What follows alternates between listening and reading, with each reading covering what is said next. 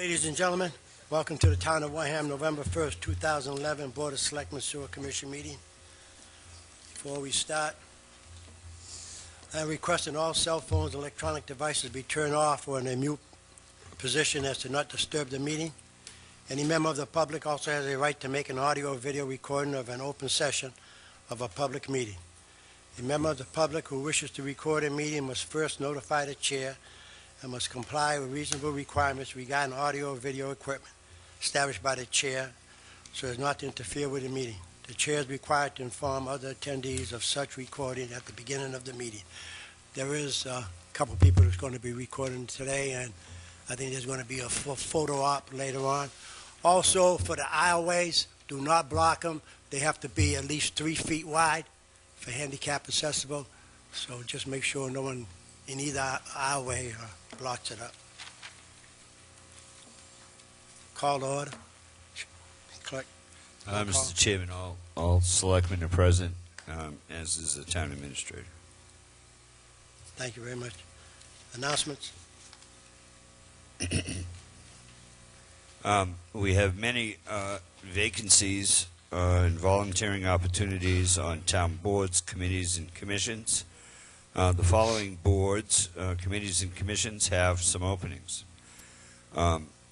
Affordable Housing Trust Fund. The Board of Health is looking for a physician. Cemetery Commissioners. Commission on Disability. The Conservation Commission is seeking an associate member. The Historic District Commission. Minot Forest Committee. Open Space Committee. Recycling Committee, Wareham Cultural Council, Fields and Ground Committee, and the Planning Board is looking for an associate member as well. Applications are available on the town website or may be picked up in person at the Selectman's office in Town Hall between the hours of 8:30 and 4:30.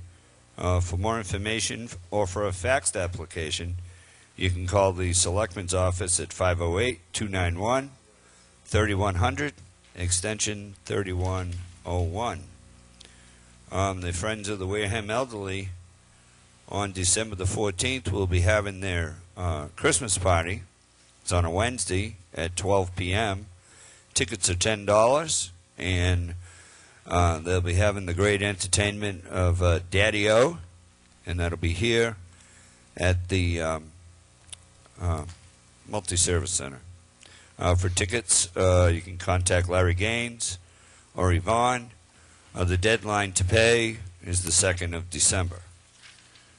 On November the 19th, which is coming up pretty soon, at 8 p.m. at the Elks, the Wareham Friends of the Elderly will be having Elvis stop in.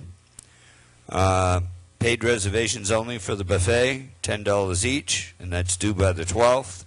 So we only have 2 more weeks to get 11 days to get the your tickets purchased. The doors will open at 7:30. Again, Larry Gaines, 508-295-7595. On November the 11th, which is coming up only 10 days away, Wareham Veterans Day Parade. We've been announcing this every week, so I would expect that with our large audience of viewers, we should have thousands of people at this parade if everybody shows up. The parade will assemble at 10 up in the Narrows, and we'll step off at 10:30. It will end here at Town Hall, where there will be a ceremony. Brief ceremony, I'm told, and there'll be a light potluck lunch for veterans and parade participants here in the Multi-Service Center.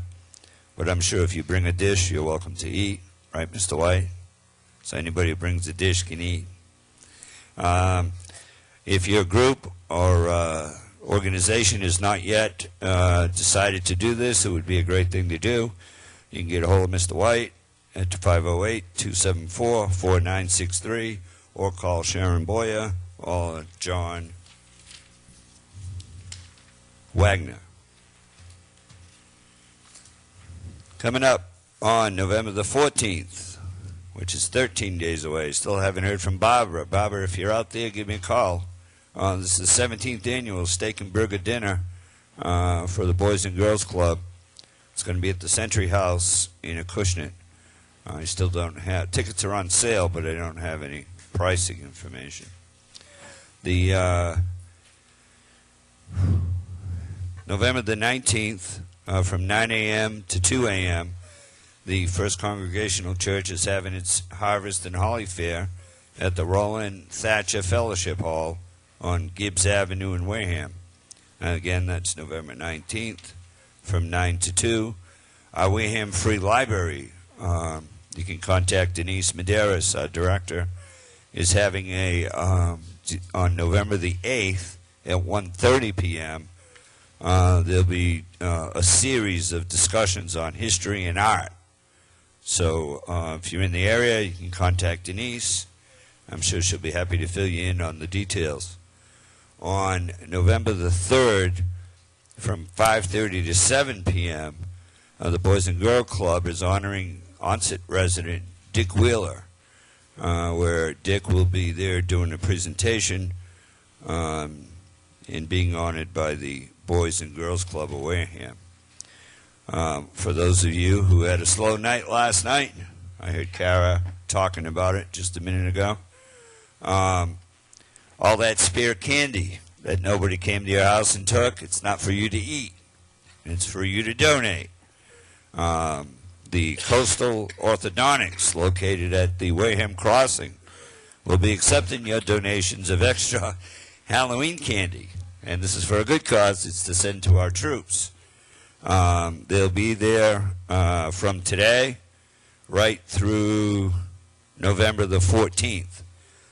So please, actually they say every day we'll have a drop-off bin, November 1 through 21 in their waiting room. So please take all that extra candy and drop it off at Wareham Crossing for our troops. The Community Baptist Church is having their 4th annual backpack ministry. And this is going to be at the Community Baptist Church of Marion, Front Street in Marion. And basically what they've done now for the past 3 years is they pack backpacks with toiletry items, for example, shampoo or some hair conditioner or shaving cream. And they will be collecting these. It started yesterday and will run through November the 13th. So, you know, we're getting into that time of year where things are cold and, you know, folks have a real need. So if you can make some donations, again, that's the Community Baptist Church up in Marion, and they'll be accepting these items through November the 13th. Mrs. Winslow, do you have anything else? I had forwarded the announcement from the recycling committee. I'll pull it up, and when we get to liaison reports, I'll. Okay, Mr. Snyder. No announcements. Mrs. No, Bagley. all I Mr. want to do is elaborate on the Community Baptist Church since I'm a member. We've been doing it for 3 years, and the backpacks have been going to Boston for the homeless. So this year here now we're going to do it for Wareham. We have 2 missions. One is for children and one is for grown-ups. So this will be for the men, backpack for the homeless here in the Wareham area. We're going to collaborate with some other churches, and we'll be rewarding them around Christmas time. Thank you. Citizens participation. Citizen participation? I have one. Okay. Step forward, identify. I'm Jay Hurd from WCTV. My board had asked me to follow up on a contract that WCTV has with the town, and somebody back here can't hear. The contract with WCTV in the town has been delivered to Mr. Andrews, and we were hoping that the board would have a chance to take a look at it and get that back to us because it has been a few years in the making. Can you give me an idea when that might happen? I think we had talked about it previously, and we're going to come up, we're going to bring it up at probably the next meeting or meeting after. We're going to form a committee to look at it because I think the way it reads, we have some time before we finalize the contract. Well, you have as much time as you want, but Right. it was supposed to be finalized several years ago, so Okay. it's a little overdue from their perspective. I'm just the bearer of bad news from my board. Okay, so, yes, so it's on our plate, and yeah. we're going to form a committee, and then we'll go from there. Okay. Okay, thank you very much. Thank you. Anything else? Anything from the board? Discussion. Westfield. Oh, go ahead. Anything on Westfield? Mr. Chairman, if I could ask Peter Sanborn to come forward. We've been working, Peter? Thank you. We've been working on sending out additional documentation to answer questions, and wanted to bring the board up to speed because the deadline is coming up on November 10th. And so, through you, Mr. Chairman, I've asked Peter to give us an update from his perspective and actually our joint effort on this. Peter? Okay, thank you. As you may know, I was not originally involved in the Westfield project because it started predating me, but I got involved this summer when Susan Green had a personal emergency, and I just remained involved in it since that time. The Excuse- original submission... Pete, will you speak into the mic, please? Sure.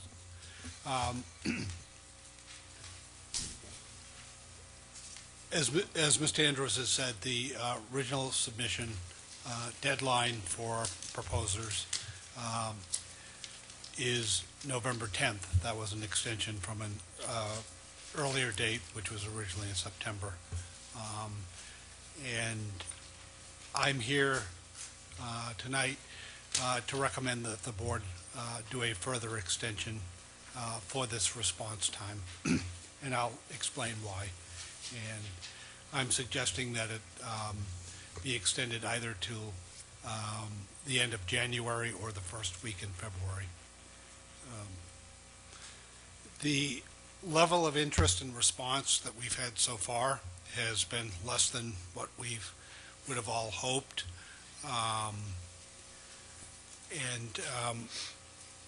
Recently we've been investigating why that is.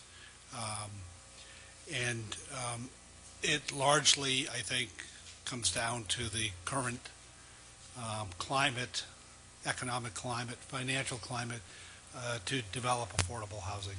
It's a very challenging project, and the larger a development is, the more challenging it is to put the funding in place now. The Westfield proposal is looking for a fairly substantial number of units, all of which would be affordable to lower income seniors, and that just further complicates the ability for developers to put together a package.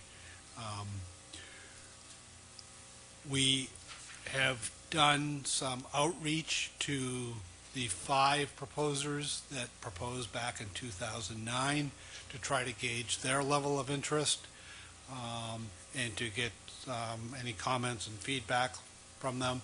I've also contacted a couple of other prospective developers who the package went out to. Now the bid package went out to, I don't have the exact number, Susan Green sent it out, but close to 100 different firms. Not all of them are developers. Some of them were architects. Some of them were affordable housing consultants. So the town has spread a pretty wide net here in terms of its outreach. So I have attempted to make direct contact with about a half dozen firms, including all 5 of the firms that submitted back in 2009. I've not been able to communicate directly with all of them. They've not responded yet. I'm hopeful they will still. But I think the feedback that they have provided has been helpful. And it's for that reason I want to suggest that the board consider doing a further extension. In making that recommendation, though, I don't want the board to misconstrue. This still does not necessarily guarantee that there's going to be a strong response, even if you do a response, do an extension to the response time. But I think it certainly is going to increase the chances that you will get some responsive proposals. So I'd be happy to answer any questions that you may have. Questions from the board, we'll start with on the left. Thank you, Mr. Sanborn. Have you met with the Westfield Study Committee to talk about these issues? We did. We met, I can't remember when it was, it's probably close to a couple of months ago. After I first got involved, without being asked, I actually sort of did my own critique of the proposal, and I flagged some issues that I thought just simply either merited clarification, or some things that might simplify the process somewhat. We met, we discussed those. Some of those recommendations and suggestions were accepted. Some were not, because there was not the unanimity of opinion that they should be, or because they were really were not consistent with the town meeting vote that authorized the release of this. So as a result of what was accepted and a few other just clarifying things, we issued an addendum to all of the people that we had sent out proposals to communicate the changes that were intended primarily to streamline some of the submittal requirements. What do you think the likelihood is that in 3 months the economic climate is going to change sufficiently enough that we would? I mean, I guess the point I'm trying to get at is it worth our effort to go back to town meeting and make those changes so that we're putting out an RFP that is truly something people would be interested in? I mean, I guess, we extended it once before, and, changes have been made. It is a tough climate out there for financing, and, I know I drove past the, I forget the name of it, in Marion, the new affordable housing development they did there, and they're having a tough time too, leasing out those units. So they had to sign up.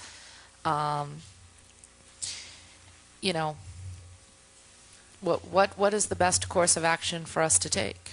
Well, I guess What are the issues that from the town meeting vote?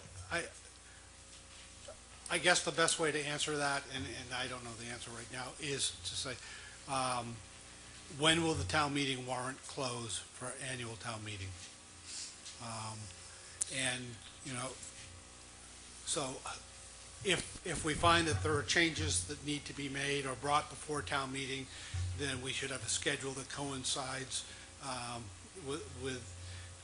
we should have a response schedule that coincides with the town's ability to introduce an article on town meeting. So I don't know what that date is. So it's an open question to the board.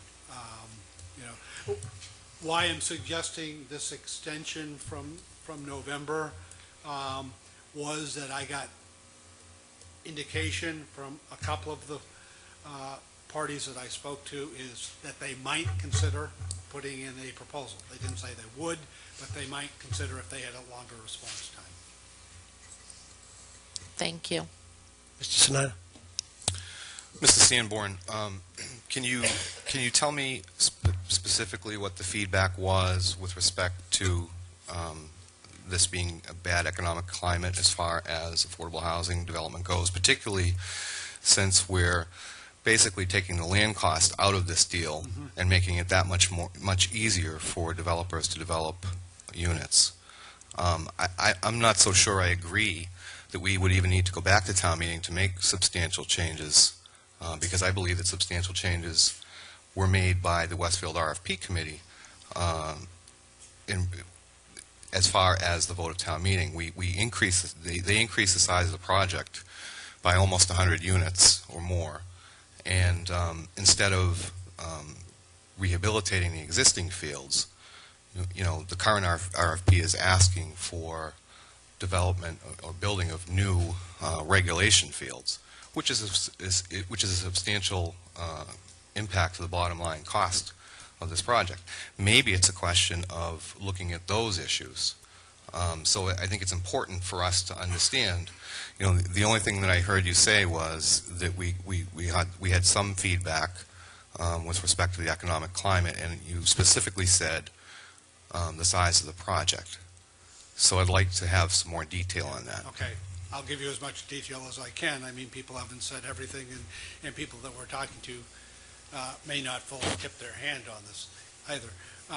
Certainly people have said they recognize that the town is essentially giving them the land, but they have to still address the water and the septic issue via wells and septic disposal on-site or via an extension from the existing, which is going to be, many hundreds of thousands, if not probably millions of dollars to do that. So that is a real cost versus if it were a site that were already served by municipal water and sewer.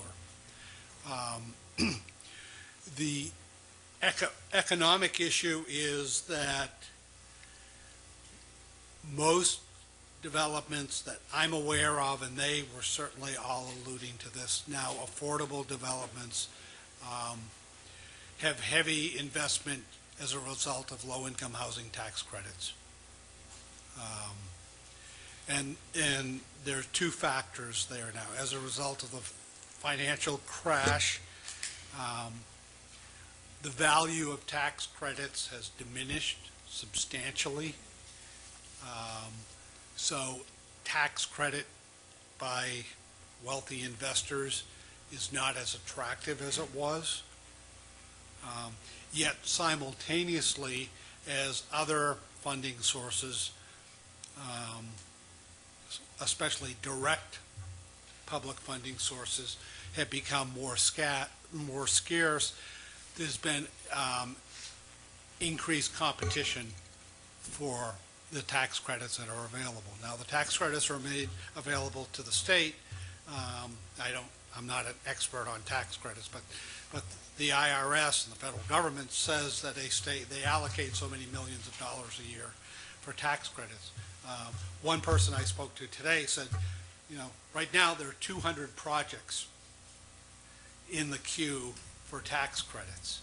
She said, so even if we go forward, we're awarded under the current climate, if we're looking for tax credits, we may very well be 4 or 5 years away from being able to start with this project. And the larger tax credit allocation you're asking for is probably making your competitive position weaker. That's my guess. I don't know that for sure. That's why I'm saying a larger project is probably more difficult to do right now than a smaller or medium-sized project. Mrs. Begley? I understand what you're saying, but I think from my standpoint, I'm looking at the 5 proposals that came in from the last round that we had, the viable proposals.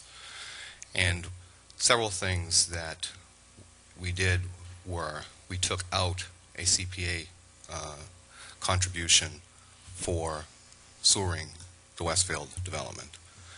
We also were not just looking at tax credit properties.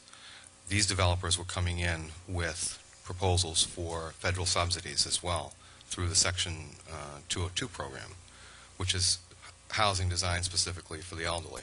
Right. I know it's hard for me to digest that you've made calls to these folks, especially knowing who the top 3 of them were, and for you not to get a call back whatsoever, or any real feedback as to what might constitute a better proposal, such as scaling down the number of units, adding back in the CPA contribution for sewer, and looking at layering the subsidies, not just looking at tax credits. I don't think that that's a town meeting issue. I think that that's an issue for the Westfield Review Committee and or the Board of Selectmen at this juncture. And I don't know how the other members of the board feel about that, but I think that this is still a viable project, and I think it's worth fighting for. And it may just be, you know, when the Westfield RFP committee was put together, they were reaching for the golden ring, so to speak.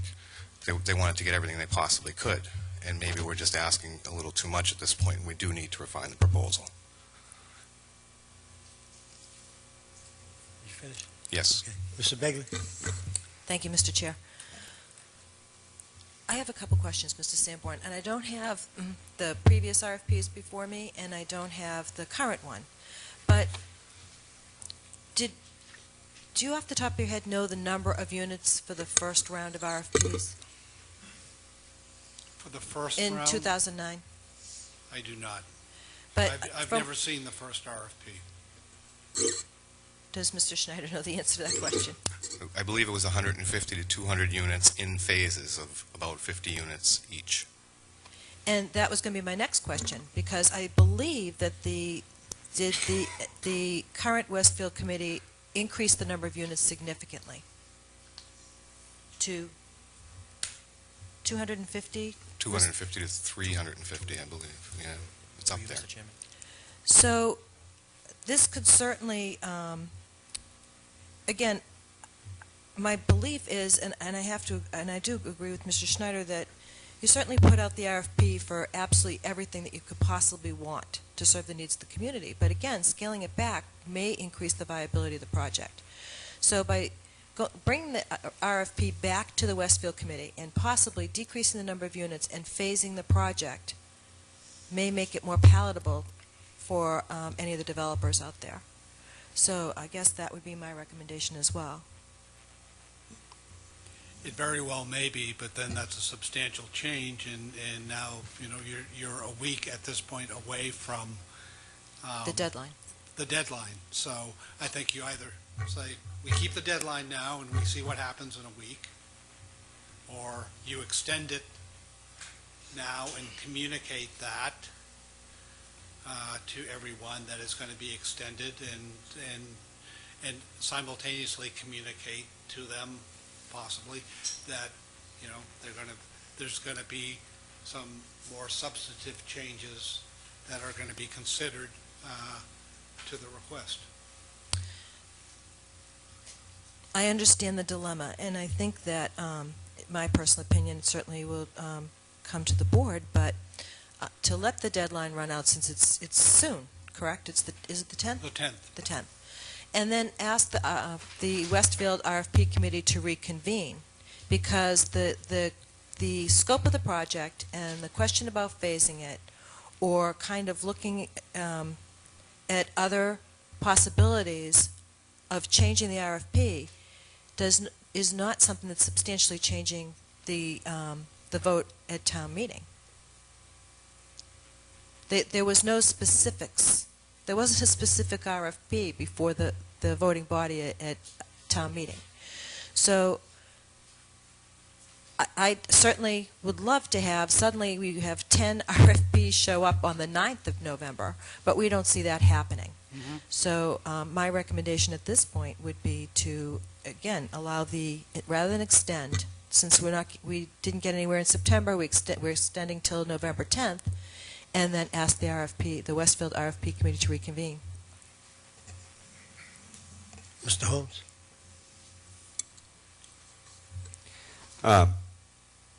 Just to be clear, it's this board's responsibility to move this project forward, not the recommendation committee. So I agree. If you're not getting any bites, Peter, let the deadline go, and then this board sit down, and we can have a joint meeting like we did with that committee. But they are only a recommendation, and I don't mean that in a demeaning way, so please don't take it that way. But the decisions that are made that came from that committee rest on the five of us. So maybe, Mr. Cruz, I would vote well, I guess we can make a motion, but let this thing lapse, and then in the next couple of weeks, we pick a Thursday night or something, or a Wednesday night, and have another joint session like we did the last time with the review committee. Lay it out and invite Mr. Sanborn, since he's been talking to all these developers, bring him in, and maybe we can try to carve something here, because, you know, our hope when we started this at the beginning of the year was that by now this would all be in place, and it just seems like it just keeps moving out. And it is an important project to just keep moving the deadlines out. So I would agree with that, thinking, and do that. Okay, Mr. Sanborn, and most contractors, when they do bid on it, they're going to bid on it with phases anyways. They're not going to try to do the whole thing. Is that your knowledge on the That's bidding pretty process? likely, and I think the RFP actually says that the town would accept a phased development at the site, so.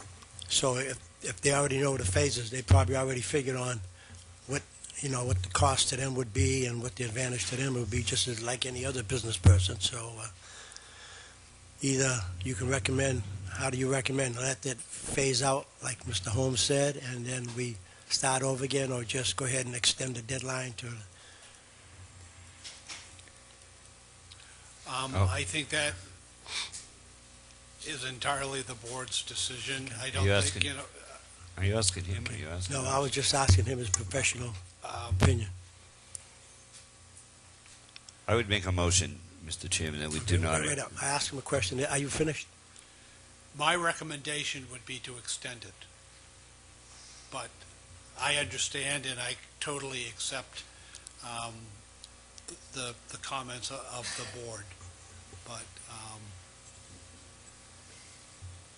my recommendation would be to extend it, but I don't think that it is critically different. Okay. So at this time, we'll ask for a motion. Mr. Chairman, may I ask a question? Yes. Mr. Sanborn, can you tell me how many housing developments you've put out to RFP, just out of curiosity? Have you had experience in that area? Large-scale projects? I am working on one right now that's 66 units of elderly. 66. Again, please understand, I did not volunteer to be No, involved in this.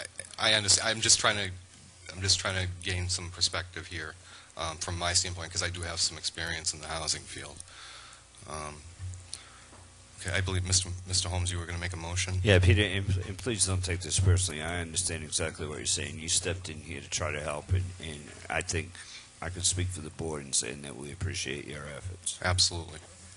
So I'd make a motion at this time, Mr. Chairman, that we do not extend the deadline on the proposals for RFP.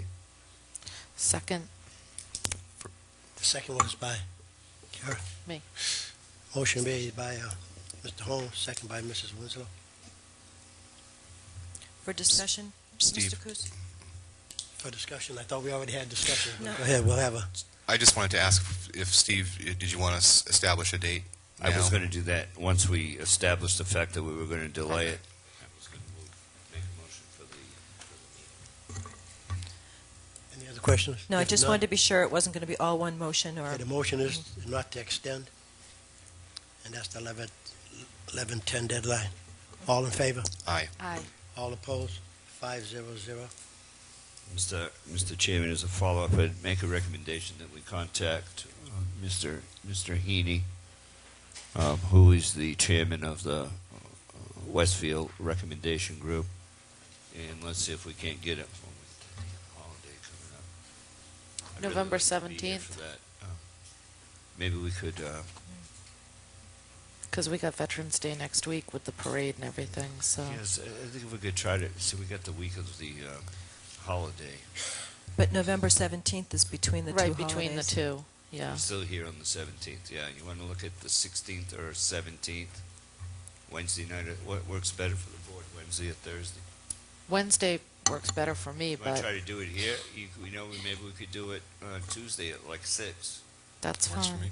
on, and at least get ourselves back on a new timeline and discuss what we need to do to get this thing going. You want to try to do it on the November? Well, 15th. see if we can get it the week of the 14th. See if we can get it Tuesday or Wednesday. That would be great.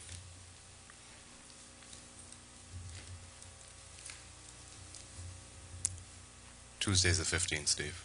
Tuesday the 15th? So that'll be before our board meeting, 6. Yeah. See if we could do it at 6 so we get an hour in.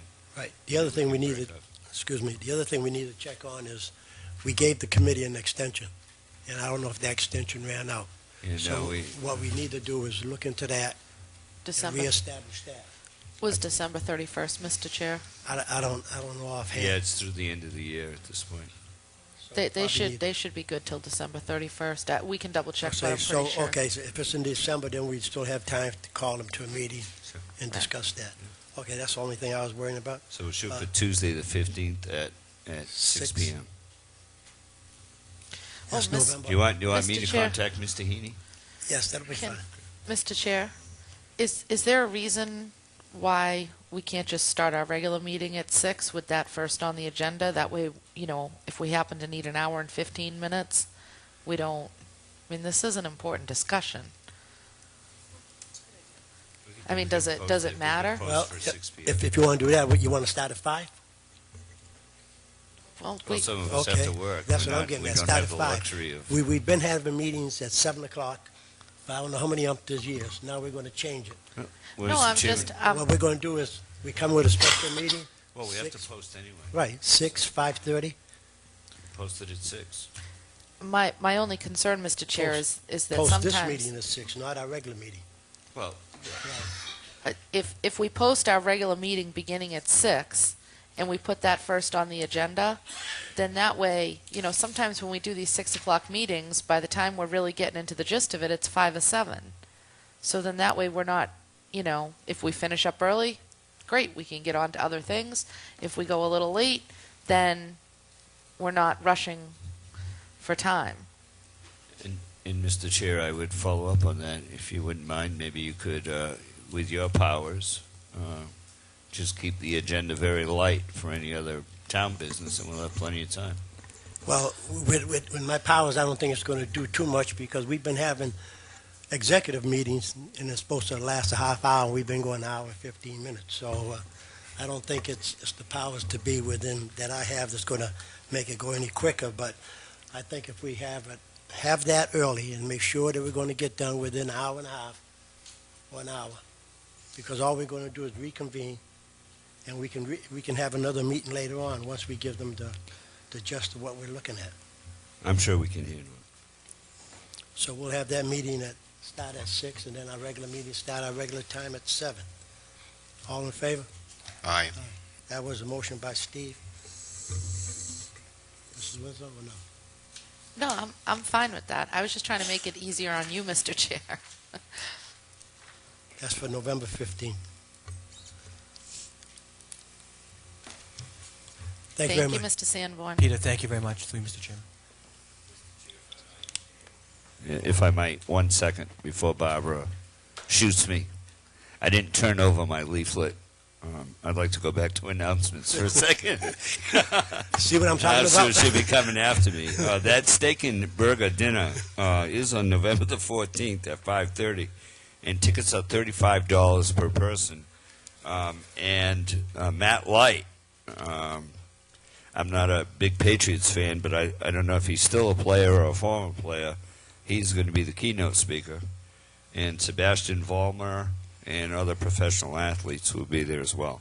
Sorry, Barbara. All right, the Veterans Day.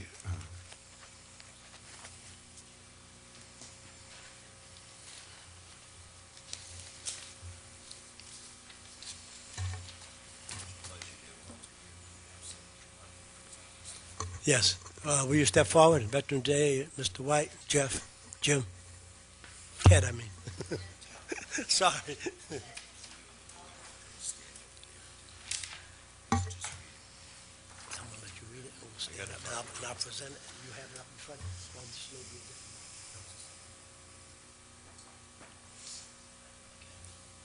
Should be a copy. Because they did change it. You Okay. go stand over there. Right. Go ahead. Veterans Day proclamation. Yeah, you want it? Mr. Chairman, just Yes. go around the front with Well, we're all the done. crew. We have a proclamation, Veterans Day. Whereas the 11th of November, 1918, marked the end of the war to end all wars and the cessation of the most destructive, sanguinary, and far-reaching war in human annals, and the resumption by the people of the United States of peaceful relations with other nations, which we may hope never again be severed. And whereas veterans from Wareham have served our country with the distinction of honor and valor, and whereas it is fitting that the recurring anniversary of this date should be commemorated with thanksgiving and prayer and exercises designated to perpetuate peace through goodwill and mutual understanding between nations, and whereas veterans from Wareham are among those distinguished by their unyielding dedication, devotion to duty, and potentially the ultimate sacrifice, their lives. And since 1954, when Armistice Day was designated henceforth to be known as Veterans Day, to honor all who had served in all wars to preserve world peace, and whereas President Dwight D. Eisenhower issued the first Veterans Day proclamation on June 1st, 1954, and whereas to protect the nation they love, our veterans stepped forward when America needed them most. In conflicts around the world, their sacrifice and resolve helped destroy the enemies of freedom and save millions from oppression. In answering history's call with honor, decency, and resolve, our veterans have shown the power of liberty and earned the respect and admiration of a grateful nation. And all of America's veterans have placed our nation's security before their own lives, creating a debt that we can never fully repay. Our veterans represent the best of America, and they deserve the best America can give them. Therefore, we, the Wareham Board of Selectmen, do hereby proclaim November 11th, 2011, as Veterans Day in Wareham, and urge all citizens of Wareham to recognize the valor and sacrifices of our veterans through ceremonies and prayers. Signed, Walter B. Cruz, Chairman, Stephen M. Holmes, Clerk, Kara A. Winslow, Ellen M. Begley, and J. Michael Snyder, your Board of Selectmen.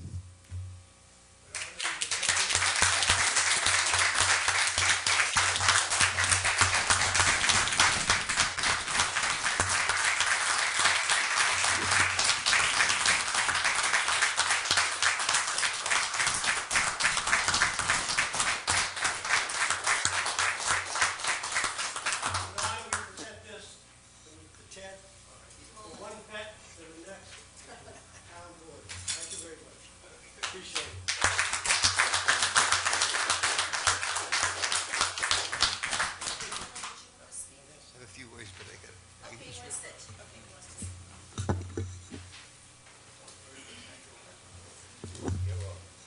He's going to make a short speech.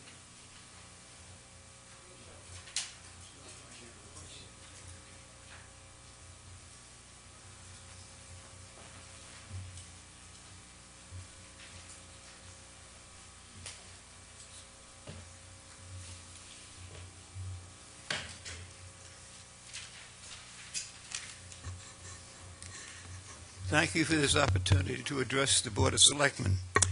This honor that has been bestowed upon me requires a lot of thanks that are in order. Thanks to the town administrator, other town officials, and for providing me to be the Grand Marshal. Thanks to Jim Newman of the Wareham Veterans Council for their support and recommendation. Thanks to Jay Hurd of our local TV station and to Bob White for all the help in setting up this program. I personally want to dedicate my receiving this honor to my late wife of 63 years, whose 17 years of dedicated service as a volunteer in the spinal cord injury section at the West Roxbury Hospital, VA Hospital. Edith has been an inspiration to me and our children, and rightfully deserves this tribute. I would like to make it clear that as Grand Marshal, I represent all the veterans of American wars, past and present, not just World War II veterans, of which I am one. America's greatest asset are the veterans. Never forget that. To the Board of Selectmen, a big thanks for their support of the November 11th Memorial Celebration, and for giving me the opportunity to speak before you and all in attendance. Let us hope for a pleasant day on the 11th so that the residents of Wareham and Onset can enjoy this memorable day. Thank you, and may God bless America.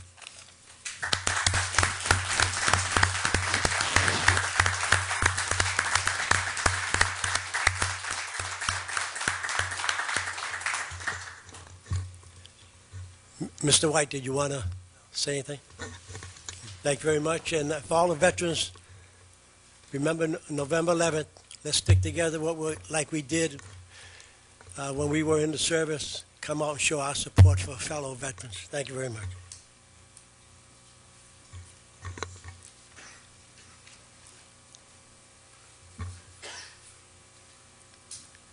Mr. Newman, will you return? Thank you. He's just hanging out. Mr. Chairman, I just want to thank everybody. It's an honor to be thanked. You people that honor me. I was just a sergeant in the Marine Corps, and damn proud of the time I served, and I served because I wanted to, not because I had to. And like most veterans that are still in here, I'm looking at one now that he's being quiet, which is different for him.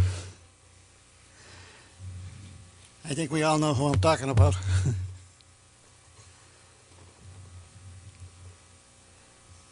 And then he's very active with the VFW in Marion, where most of the Wareham veterans go for the VFW.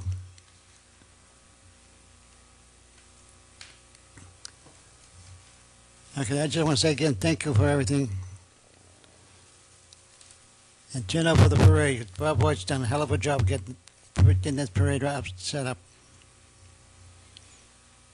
He took it over from me after 10 years. I said I couldn't do it. He turned on like I got too tired of doing it.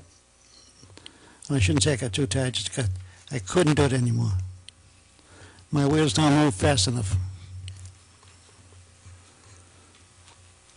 Again, I'll say thanks a lot. And I'll sign off with that.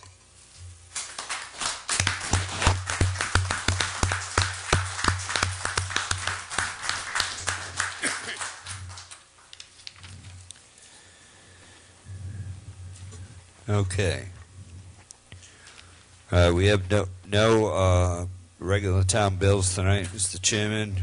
We do have a legal bill, invoice number 6960, dated October 20th for Blattman, Bobrowski, and Mead, LLC. I make a motion that we pay the invoice for the monthly stipend of $15,000. I don't think there's any payment due on this.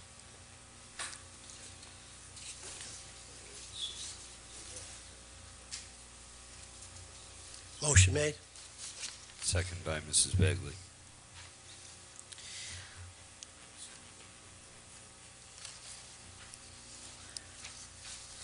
Motion made. Any questions? Mr. Chair, the only question that I have is it possible, and it's not urgent, for us to get an update from Town Council on some of these issues? There is an issue on here that I was confused by, so it would be nice if we could get an update at some point before the end of the year. Yeah, we should, do you know offhand which one it is, just so we can circle it now? I do, but because this is all litigation, I'm not sure that, Okay, that'll be fine. Okay, sure will. Okay, thank you very much. thank you. Any other questions? Question? On the right, Mr. Begley, Mr. Holmes. All in favor? Aye. All opposed? 500. Next, we have the approval of minutes from February 8th, 2011. Make a motion that we approve as written. Motion made, Second. motion second, made by Steve, second by Kara. Any questions? Kara made the motion. Oh, actually, yeah, right. I rescind my motion. Kara Sorry, made it. I'll rescind my second. I make a motion to approve the meeting minutes of February 8th, 2011 as written. You have to second out of necessity. Okay, out of necessity, because this was before the other members were on Right. board. Motion made and second. All in favor? Aye. Aye. 3? 2. 203, I was absent. Yep, Mr. Holmes was absent. 203. We have the minutes before us from February 15th, 2011. I'd make a motion to approve as written. Second. Motion made and second. Any questions? If none, all in favor? Aye. Aye. Aye. Now we'll have 302. There you go. August 24th. These are minutes from August 24th, 2010. I would make a motion to approve as written. Mr. Chair, you'll need to second out of necessity. I was absent for that meeting. Okay, second.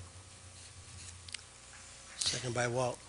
Just for the record, Mr. Chair, there is a Scribner's error on the agenda. It does say 2011. It is a 2010 document. Oh, on this agenda.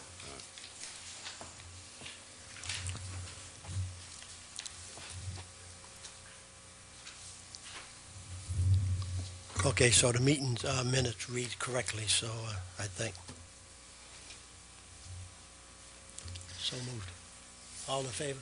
Aye. Aye. 203.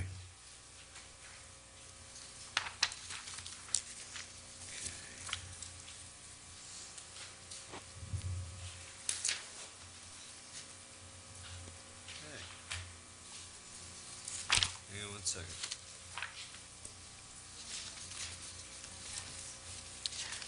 No, Mr. Chair, I was just going to ask, I thought that we tabled them for some, We did because of the policy needed to be updated. right. I think there was a question from Janet, exactly what had to be changed on it, and I thought Steve had gotten up with her. You haven't? Okay. Well, we can do this. Right, I think it was just a question, Mr. Chairman, I think it was just a question of correcting the policy. Right. But I thought we were going to have the policy in our packet, and I don't see it. It's in one of these. It's in one of these booklets. Thought I saw it in one of these booklets right here. See, 1102 is the new policy right here. And that's attached to the original? Yeah, they put them in here. See, it replaces 8802, 8908, and 0502. The new policy number is 1102. Thought there was something else on that. And what was the date on that one? Do you have? This is from October 11th. Without the minutes in front of us, though. Let me just see if it's in here. I prefer to have the minutes. Please update policy number. Yeah, that's all there was too on this. Please update the policy number and resubmit. We will approve minutes from 10/11. That's all it was. But I don't have a copy of those minutes. Anybody have a copy? No, minutes from 10:11. If you have a copy, then we could approve, because that's all there was on my notes for that.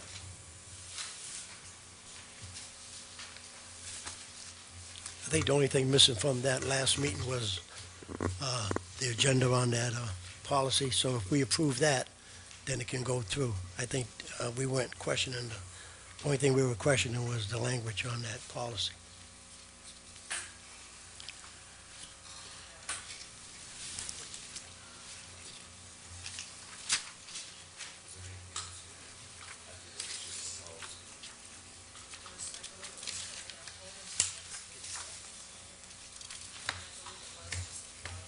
That's all I have on my notes for her. Mr. Chairman, Mrs. Begley has a copy of the minutes, if anyone would like to look at them briefly.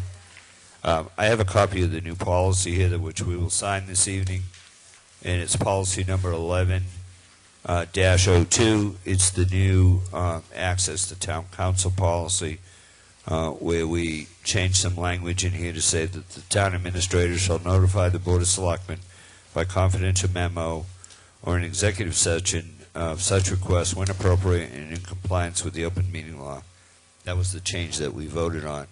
So with that, I would make a motion that we approve the minutes of October 11th as was written, with the insertion of policy 1102 replacing 8802 and 0502. Second. Motion made by Mr. Holmes, second by Mr. Snyder. Any questions? Hearing none, all in favor? Aye. Aye. All opposed? 5-0-0. And if we could all just remember to sign this before we leave, it'll be in the...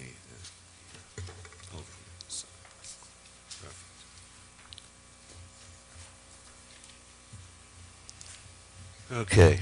Next up, you have the appointment to the SERPID. I thought you were on that.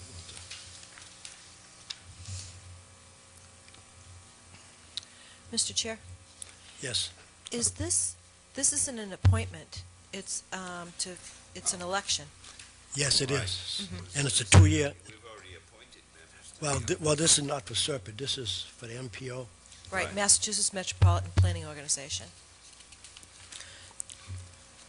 And So I think it's there to replace one lady whose term is up in July of 12. So this is for a member of this board, if they wish to do so, to put their name forward Right, any- for an any member- election. Right, any member can put their name in. Okay. So I'm looking for anyone who wants to volunteer. And this will go until July 12th, I think. Well, you have to fill out the form as an Right, election. Right, we have it and That have to would send it in, right? Mr. Chair, in reading the letter from SERPID, it says you do not need the approval of your other board members. Your status as an elected member of the board is the only requirement. So this is something that any one of us could certainly take care of on our own. Is that correct? Right, but I'm just looking if anyone's going to volunteer. It would be nice if, not all 5 of us go ahead and put our name in, so. I won't be putting my name in, thank you. Neither will I, so that's 2 out. And Mike is shaking his head. Mrs. Winslow and Mrs. Begley. And No. Mrs. Winslow is shaking her head. Unfortunately, the meeting times just would not work with my schedule, so. I believe that the meeting times are Tuesdays, the third Tuesday of the month at 1. Yes, right. And that's in Taunton.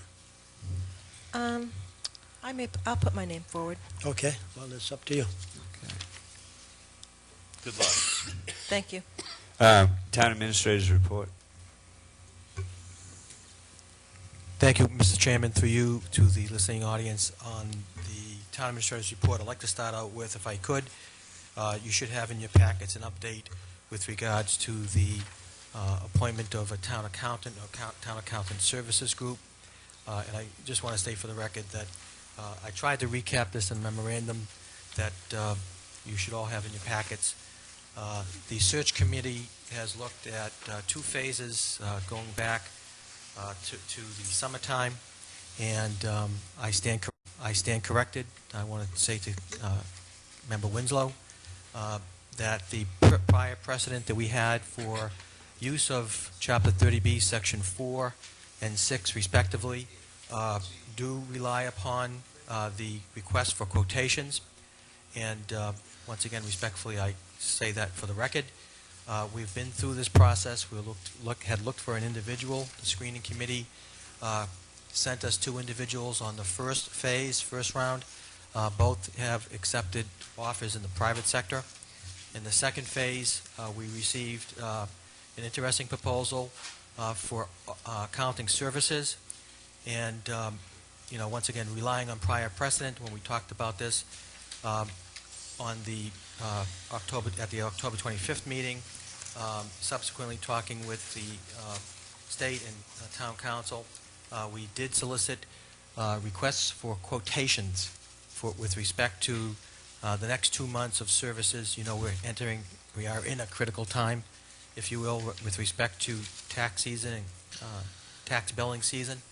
And so in your packet tonight, you have before you a quotation for services from 3 vendors.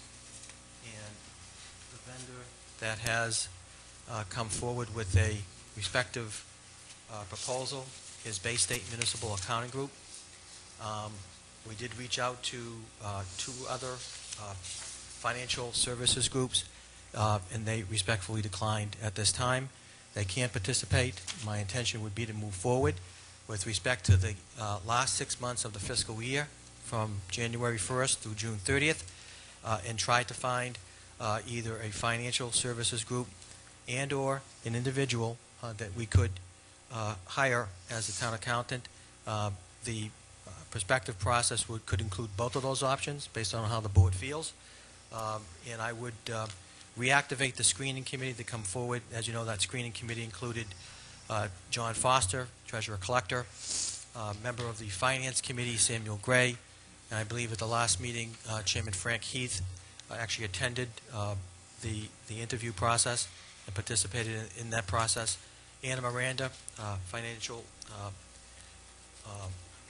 CFO for the school department, and Ellen Begley, who served on the committee with regards to reviewing the overall prospective candidates.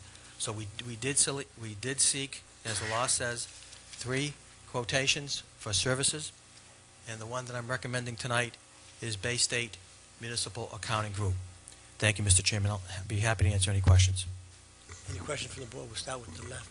Mrs. Winslow? Mr. Chair, through you, Mr. Andrews, it was simply a question because these issues can become very problematic. I'm very happy to see that we went through the process and we came out with 3 quotes, and we're saving a little bit of money, taxpaying dollars, by using the competitive bid process. I'm more than comfortable, and I think I stated last week that I think this is a really good solution to a very difficult problem that the community faces.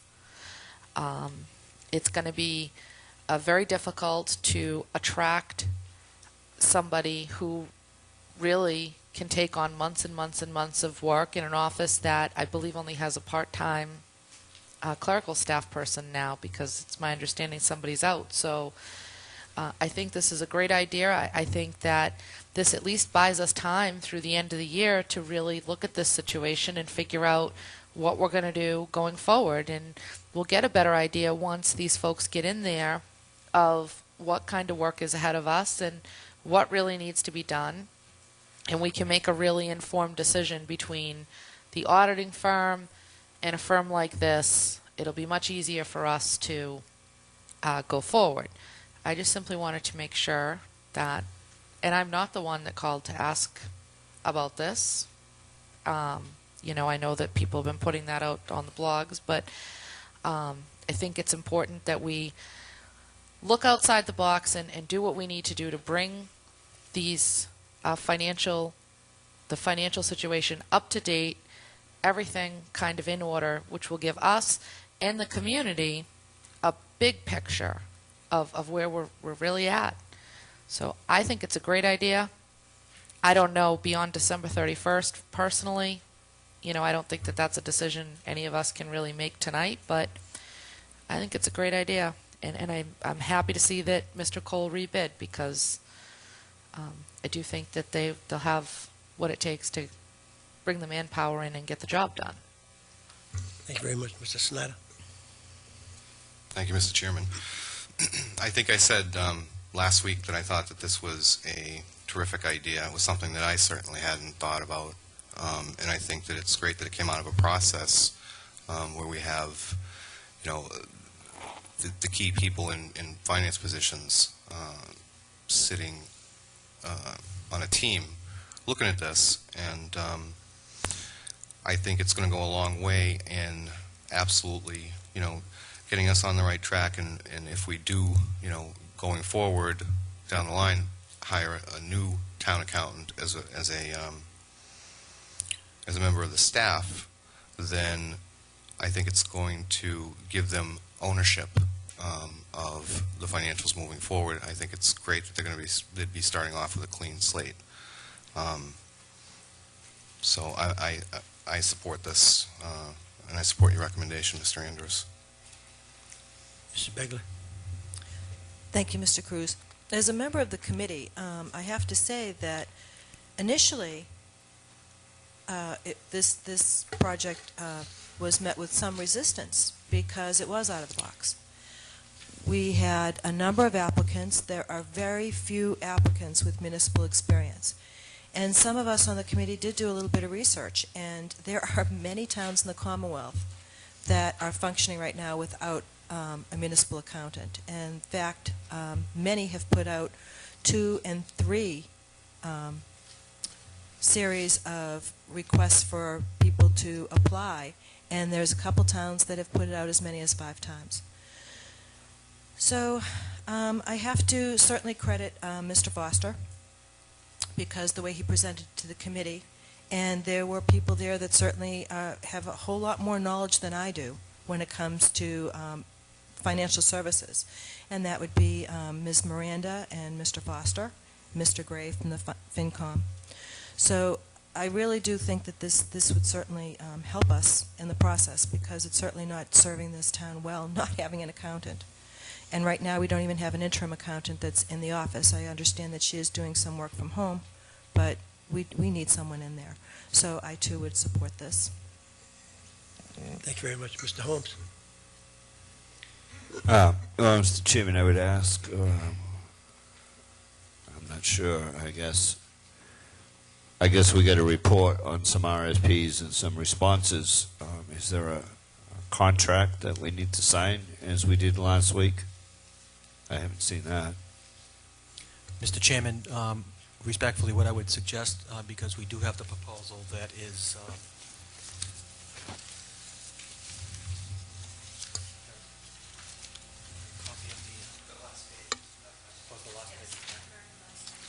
if the board... Exhibit D. Through you, Mr. Chair, didn't ask for a proposal. I asked for the contract that we sign, that we need to sign as we did last week. Mr. Chairman, Can I finish my question? I'm sorry. Last week we signed the contract, and I'm asking where the contract is to sign this week. Town Administrator? Mr. Chairman, I simply wanted to bring the report in on the quotations. I didn't want to be, well, on the last page of the proposal, which is the contract, because he is stating what he will do for the sum of $24,500. We could sign that, and that would be sufficient. Or the board could authorize me to move forward with a contract if it meets with your approval first thing tomorrow morning. Mr. Chairman, thank you. Mr. Chair. Any questions from the board? Mr. Chair. Mrs. Winslow? Just for clarification, I didn't do it for very long, but I spent a few years in public procurement. The request for quotation and the response is the contract. That there's no deviation from this. So whatever is, as long as the proposal meets the specs in the RFP, then that's the contract between the parties. Thank you very much. Any other question? Mr. Snyder? Mr. Begley? Attorney Bowen has his hand up. Mr. Holmes? Mr. Town Administrator? You'd like to call him up? Please.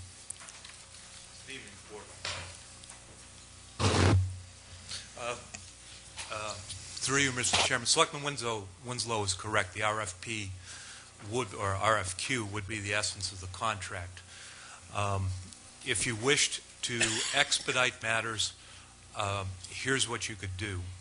You could delegate authority to the town administrator to sign a contract that consists of the RFP, or RFQ, pardon me, the vendor's response, and then additional clauses that I would add in. For example, certifications regarding payment of taxes, workers' compensation, things that are required by law.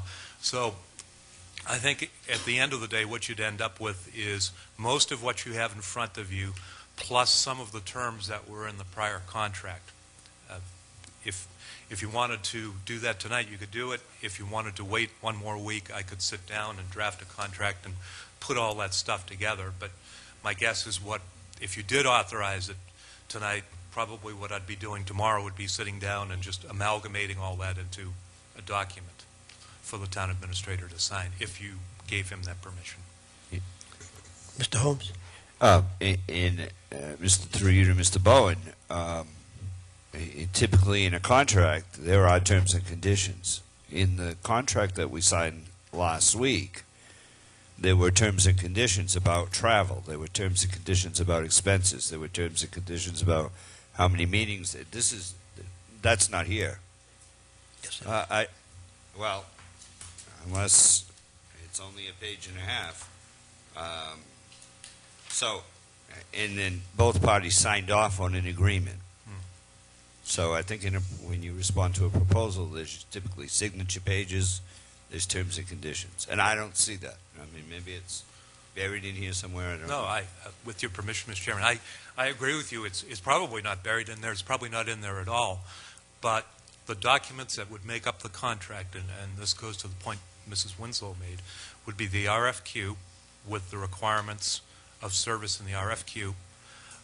It would be the vendor's response, and if the vendor's response didn't include provisions for money for travel or, vacations to Aruba or, whatever, they're not in there. So I can handle this however the board pleases. I can draft something tomorrow for the town administrator to sign tomorrow. I can draft something tomorrow for the board to sign next week. It's really your call. Well, Mr. Chair, Yeah, Mr. Winslow. through you to Mr. Holmes, if the quote contains very specific items that will be completed and a number of hours that we can expect them to work and be on site for a total price. So perhaps I could craft a motion that would satisfy the contractual requirements by saying that Attorney Bowen will draft a contract which shall consist of the requirements in the RFQ, specifically the scope of services and the minimum qualifications.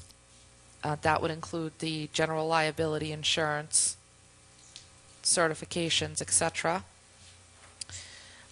along with the proposed Phase 1, the entire proposed Phase 1 by the proposed successful applicant,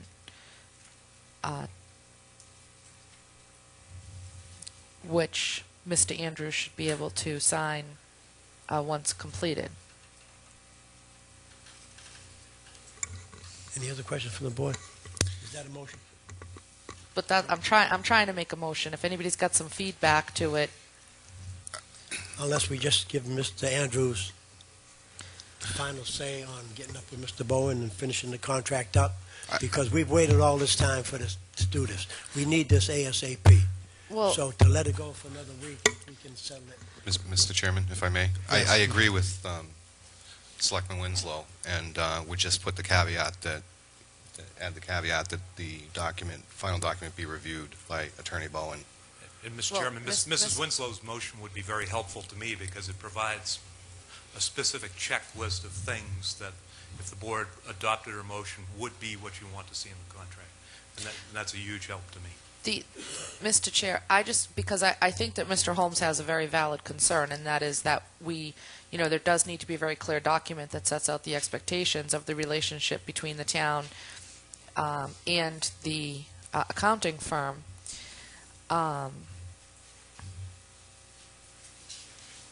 So, what are you? Would you add anything to that, or would you? Yeah. Mr. Holmes? Through you, Mr. Chairman. I write these every day. Trust me. That's why I'm asking. before, we respond to these all the time, and once you get selected, there's a period of discussion, and then there's a signature page where both parties sign off and agree to do what they're going to do. And we're going to vote to do this with no agreement in place. This is just a response. He didn't sign it, we didn't sign it, and then here we go again. I just want to make sure that we're getting on the hook with this firm, and I happen to agree at this point that we have no other choice. But to just open-ended say, okay, we're going to do it, and we'll figure it out later. I don't want to do that either. Well, If we're going to have a contract with this firm, fine. Let's do it right. Let's have a contract. Let's spell out the T's and C's the way they're supposed to be done, and get it signed. And let's get it going. Mr. Chair, through you, and I realize Attorney Bowen has his hand up, but that's what my motion I is don't vote, so is trying to accomplish, is to set out the terms of the contract and assign that task to town council, who I would guess is schooled in writing contracts. Just an assumption, but And through you, Mr. Chairman, I'm not questioning Mr. Bowen's qualifications. I just want to make sure. I want to make sure that gets done. okay. So do you want me to repeat what I thought my motion was very specific of? Okay. Good. You want to repeat it again? Just so. I think I'll make it a formal motion And once then I'll need a we second. satisfy Attorney Bowen's hand raising. Second. Or you asked a question. We have a second on that? I just want to ask one quick question. I see that this has very specific dates in it. And those dates would certainly change because this Phase 1, the following services over the period of November 1st through December 31st, is one of my questions. And it said, we anticipate the project will run from October 28th, 3 days ago, through December 31st. So I guess there are certain things that do have to be tweaked in here. Mr. Chair, Attorney Bowen can certainly comment on that, but obviously when you put out an RFQ, the October 28th date is basically an ASAP start. It's not. The attorney can comment, but I don't think that's. The effective date of the contract is the date it's signed. It doesn't matter, what date it is. So, if we want to tweak them, we can. It just. Yes, Mr. Bowen? Just a few quick comments. I think the key provision in there is probably going to be the total number of hours that the vendor proposes to supply, and so we can tweak the dates to work with that. Secondly, what I will do is tomorrow morning I'll ask the town administrator or Mr. Sullivan to email me all documents pertinent to this. They will all become part of the contract, tweaked as necessary, with your permission. And I think I can do this without violating the open meeting law, because for goodness sake, we don't want any more problems. What I'd like to do is when I put a draft together, I would like to be able to email it individually to each one of you for your review and comment. Like Steve, you said you do these all the time. You may say, I've done my share too, and we're not in disagreement on that. If you saw something in there that you thought could be better or tweaked or something, I'd like to have the benefit of that. So with Mr. Chairman, with the board's permission, I will draft something. I will email you individually so that there's no cross-communication. Any communication would be between individuals and me. If you can comment on it, you can tweak it, and we'll get together a product that we can all feel satisfied with. Now can we shoot for a time frame? In other words, when we get it, if we're going to get it tomorrow, don't wait 2 days before we respond back to you. You'll have a time frame one that say. Yeah, I would say just about the time I get my junior high schooler on the bus at 7:05, I'd say by 7:10 I'm going to be writing. Just to give you my time frame. So, Mr. Chair, with your indulgence, I will make my motion a formal motion. Okay, go ahead. I make a motion that the board direct town council to craft a contract between the town of Wareham and BM Bayside Municipal Accounting Group, Inc. As follows. The contract shall contain all general boilerplate language of this type of contractual relationship, as well as from the Town of Wareham quotation for financial services, bullet number 3, scope of services, bullet 4, minimum qualifications, as well as the response dated October 28th, 2011 from Mr. Justin Cole, Phase 1, with the tweaking of any dates as necessary. Motion made. Motion second by Mr. Begley. Discussion. What? Discussion. Oh, you seconded it? Okay. No, discussion. Oh. Question? I'm just not clear. Is there an authorization in that motion to have the town administrator sign once town council is reviewed and put together the document? Can I put that all in one motion? Or does it have to be 2 motions? no, one's okay. Okay, so I'll amend my motion that once the... Okay. I'm not going to start all over again. I'm just going to amend my motion to include that once the document is crafted and approved by town council, and there are no objections by the Board of Selectmen by the end of business Wednesday, November 2nd, then the town administrator shall sign the contract. Motion made. Second.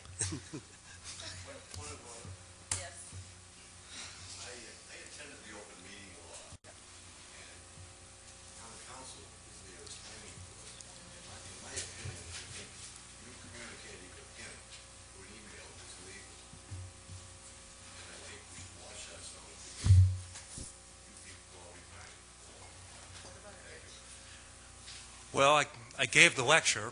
At least I think it was one. And glad I had an assiduous student at the meeting. It would be an open meeting law violation if you were communicating amongst yourselves on the contract. Selectmen communicate with me all the time individually on matters of concern. And I get their communications. I'm like the priest in the confessional. I hear what's going on, and I keep it to myself, and I provide advice as is needed. I'm not going to be communicating any selectmen's comments to any other selectman, so I am not going to commit a serial violation of the open meeting law, and no selectman is going to communicate with any other selectman, so there'll be no serial violation of the open meeting law. So, I appreciate the studiousness of your following the lecture, but I respectfully disagree.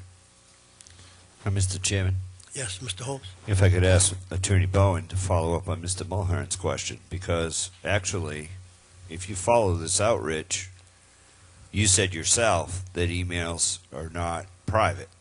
That's right. So let's say, let me just give you an example. You send out this document tomorrow to the five of us. Mike, Mr. Schneider, suggests that you change the scope of work, and you change it. Mrs. Begley suggests that you change the dates, and you change them. I suggest that you change the term and condition, and you change it. And then you resend that document back to the five of us for approval. Is that not the same thing as discussing amongst the five members? Now, I will see the changes that were reflected by fellow board members. Is this not just an angle to get around discussion? You know, you added one last fact to it, which I think changed what it is I would propose to do. You know, I would receive comments individually and put them in, and then once they were in, rather than sending it back to the board for approval, I'd send it to the town administrator. Now, if it would be easier, and I'll be quick, you know, if the board wanted to have me work with one member, with Steve, because of his experience, you know, I'd be happy with that too. Mr. Chair. I don't want any controversy over this. No, I think we're saying the same thing. Mr. Chair, Mrs. Winslow? just to clarify my motion was not to continue to resend the contract until it met with five people's approval. I'll tell you, I have no interest in receiving the contract. This isn't something that I have a lot of knowledge about. I don't have an issue with designating one selectman, but this simply was an opportunity for a selectman to make a suggestion or raise an objection. That's all, not to meet with the approval of a majority of the board. I believe if we rewatch the tape, my motion reflects that the selectman had till the end of business tomorrow to communicate with Attorney Bowen. Mr. Chairman, Yes. could we do it with just Steve and I? You know, because Steve has, or I should say Selectman Holmes. Selectman Holmes has, you know, great experience in this. Would the board be willing to designate Selectman Holmes to work with me on it and then get something to the town administrator? Well, let's get this first motion Yeah, off. Okay. Let's Mr. Chair, I get the think we first have to get motion the off first desk. motion, then we Right. can designate. Let's get the motion off the table, and then we'll entertain that. We have a motion, direct town council with boilerplate information. I think most of it is right on this document we got from BMAG. Second by Mrs. Begley.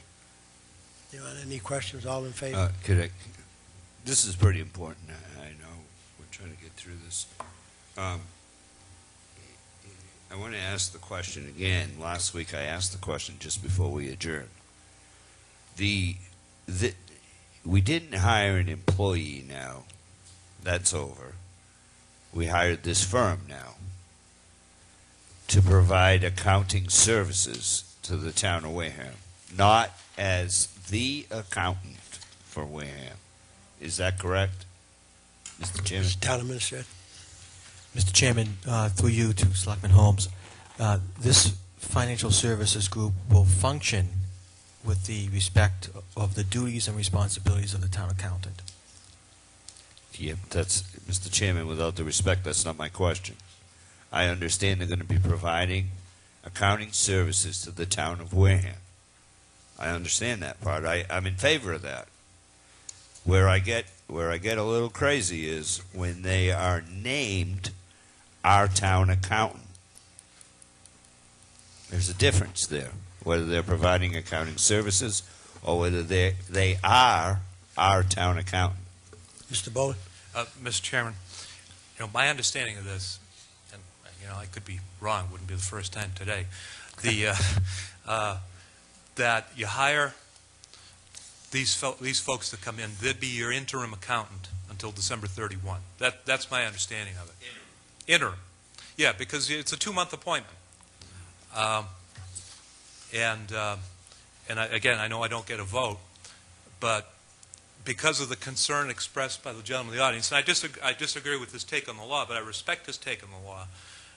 Really, I don't want any more. I don't want to deal with any clouds on this. I want this contract done by tomorrow night and ready to be signed. I'd rather work directly with Mr. Holmes on this than to have somebody throwing, that sounds disrespectful, than someone suggesting that we've done something inappropriate. That's just how I feel. Okay, going back to the motion and the question. I think the question was asked. Okay, we're going back. No more. All in favor? Aye. Aye. Aye. All opposed? 500. Now, Mr. Chairman, yes. I make a motion to, if Steve is willing, to work with town council on the contract with BMAG. Thank you, Mrs. Selectman Bagley. Motion made. Second. Motion made. Okay, second by Mr. Begley. Any question? No questions, all in favor? Aye. All opposed? 500.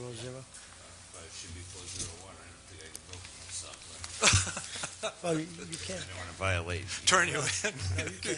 We're just designating you. You're dizzy.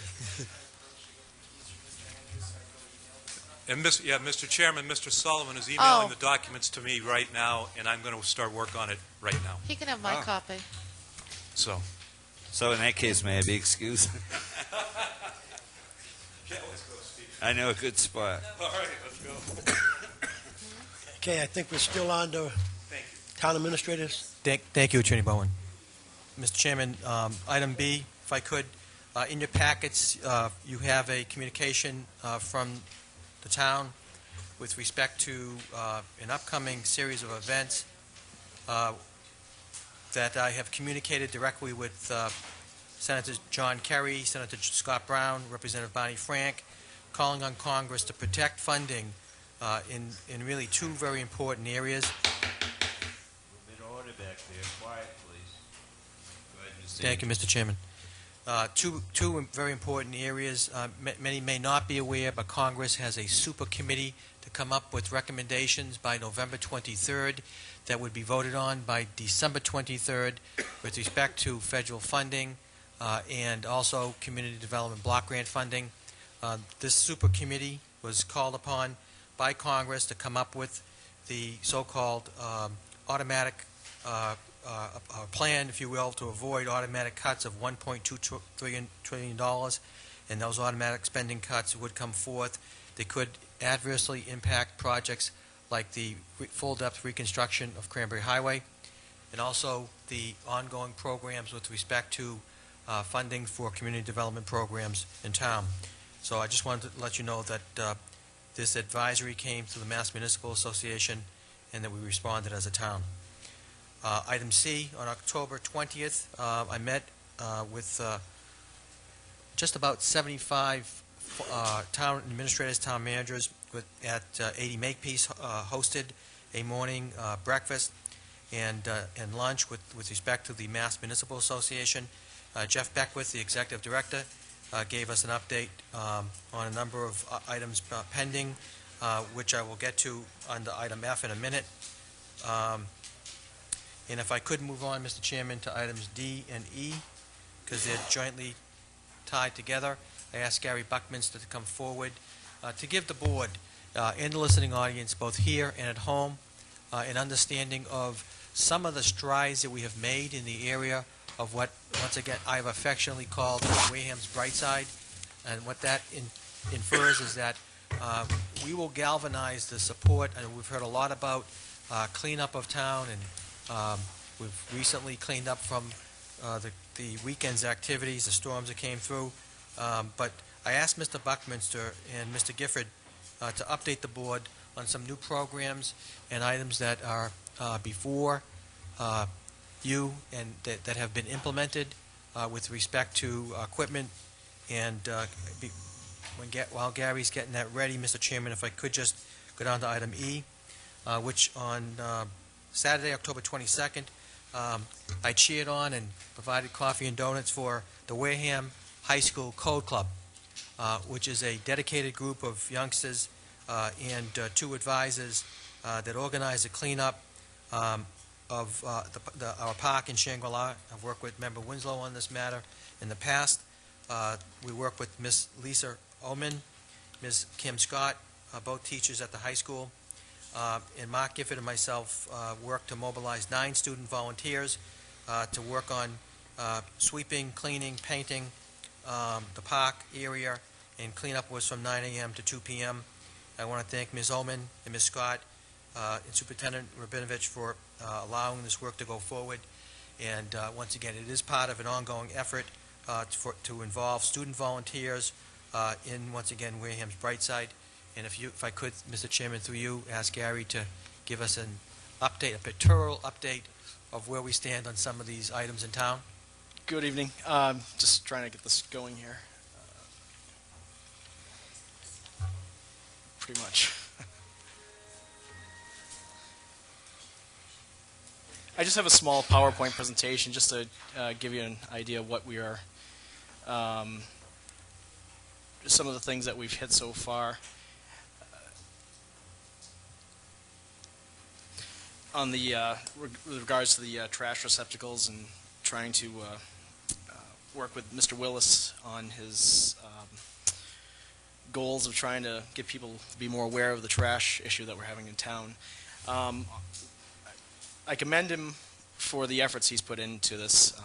Same with Mr. LeBoulier and his wife. They've really made it a point to make it known that we do have a problem. I see it. I feel that I am a major stakeholder in this issue because I oversee the largest natural resource that the town has. So I feel it's important for me to be here to be a part of this this phase in trying to change people's perspective on what they're doing with the trash. Just to touch on a few things that was discussed at the last meeting with Mr. Willis, I have looked into the trash compactors as well as Mr. Sullivan. They're extremely expensive. A lot of the communities get them through a grant program, which is a green initiative through the government's, Governor Patrick's Municipal Renewable Energy program. And what the towns did was each town applied to push this green initiative. And as part of their grant awardings, they were given these trash compactors. The trash compactors run about $8,000 a piece. They're extremely expensive. They're great.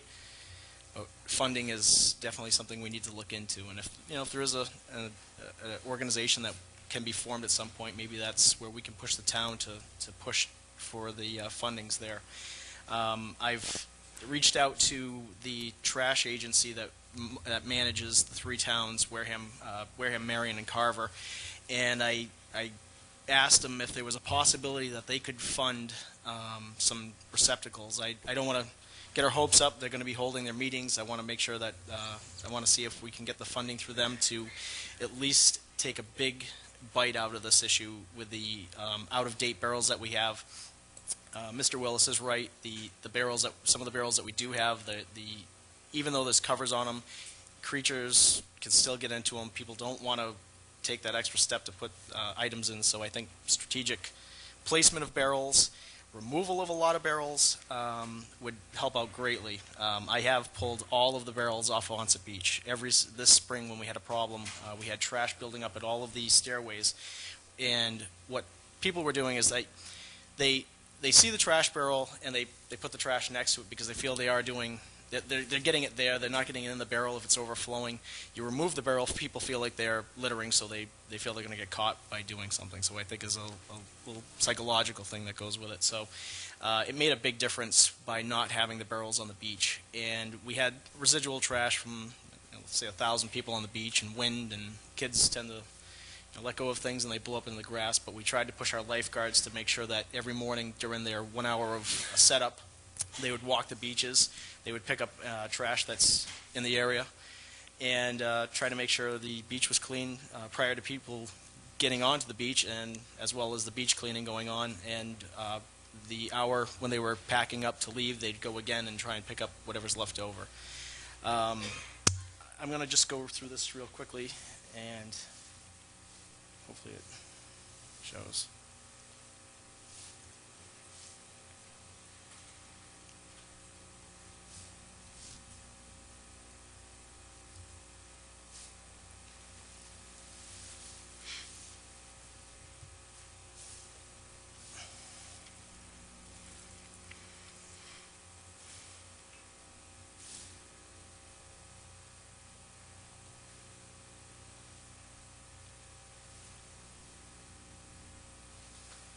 We took all the steel barrels that were at municipal maintenance. We cut the tops off of them, painted them, We deconned them.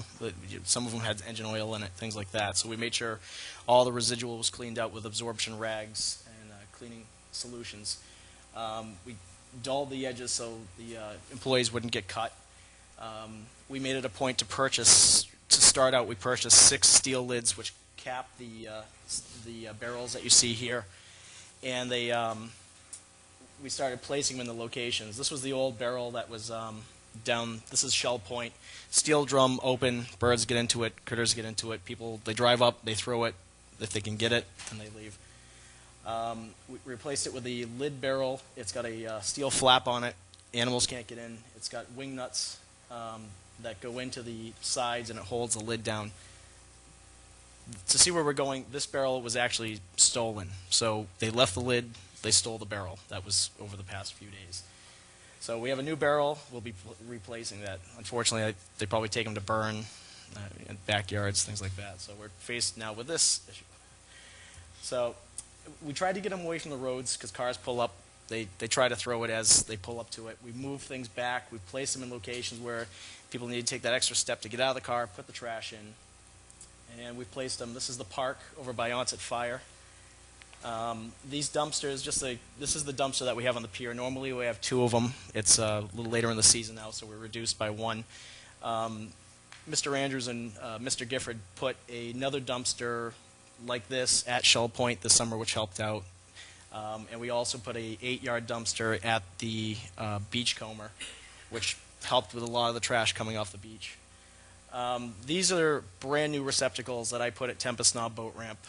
They're dipped metal. They have plastic lids. They've got plastic sleeves inside. When the bags go in, no trash falls around it. It doesn't collect in the bottom. So when they pull the barrels out, all the trash goes with it. So there's no buildup. The creatures can't get in underneath it. It's small mesh. So this is what I'd like to see end up everything going to, because it's lightweight for the guys to use. It's got the lids on it, and it's cutting down on the issue, especially with skunks. Just a close-up. Bessie Park, again, we put some lids down there, and this is just what we need to protect. Our coastlines, our parks, our woodlands, neighborhoods. It's our town's future. And this just runs down some of the things we just discussed with lifeguard programs. We did help out with the summer concert series. I had my late-night staff go down with one of our trucks and help Cat Jones pick up the receptacles after the concert with all the food, because they drew a pretty big crowd, and what we do is we collect it and bring it down to the dumpsters for them. We have a monofilament fishing line program where we're trying to recycle fish line. It's been pretty good. We've had some successful coastal cleanups and neighborhood cleanups, and we need to target more trash barrels. I removed some more barrels the other day with municipal maintenance. We pulled some of the barrels off South Boulevard, which tend to end up with a lot of household trash and things like that. And we looked into one of the big issues was the cardboard pizza boxes, things like that don't fit into these receptacles. There was talk of some form of recycling program, and we really can't do a recycling program with pizza boxes because there's food, and the food absorbs into the fiber. It's not, they frown upon it for recycling. So some communities have looked into compost piles, things like that, where they could break the stuff down and could reuse it in that fashion. So maybe that's something we could work with some of the local business owners which contribute to that issue. And maybe they can help out, lend a helping hand to pick that stuff up, and maybe we can work together. By pulling a lot of the trash barrels, the one benefit the town of Beverly, I believe it was, they did remove a lot of trash barrels out of their parks, and what it did was they found that it cut down on the costs of the guys going out on the municipal end of it and trying to have the guys running around all day picking up hundreds of barrels. So they've reduced it. They've strategically placed them. It also cuts down on the cost of trying to get rid of the trash, because it's on our dime when it goes to CMAS to get disposed of. So if we can get people to do the pack it in, pack it out, carry in, carry out, leave no trace stuff, that's the goal we're going to need to do. Signage is going to be big. We need to find some sources for that, and I think we're pushing in the right direction. I wish I could go faster, but we're trying to nip it in the butt now. So.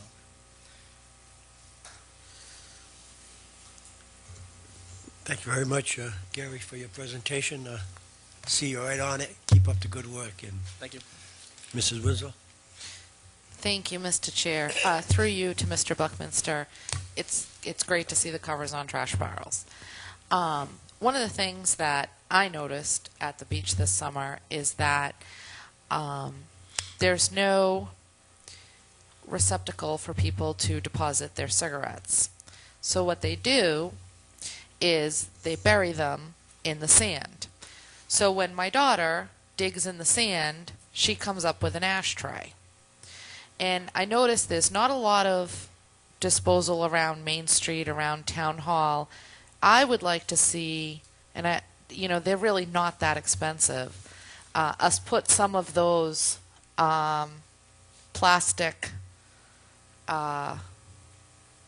receptacles, the collections, and maybe that will encourage people to not do that. Yeah. Otherwise, we're really going to need to entertain some type of restriction. I'm not sure which beach it was, but actually they can consider it public property, so I don't know if it falls, actually, probably the Board of Health could answer that, if it falls under a no smoking regulation.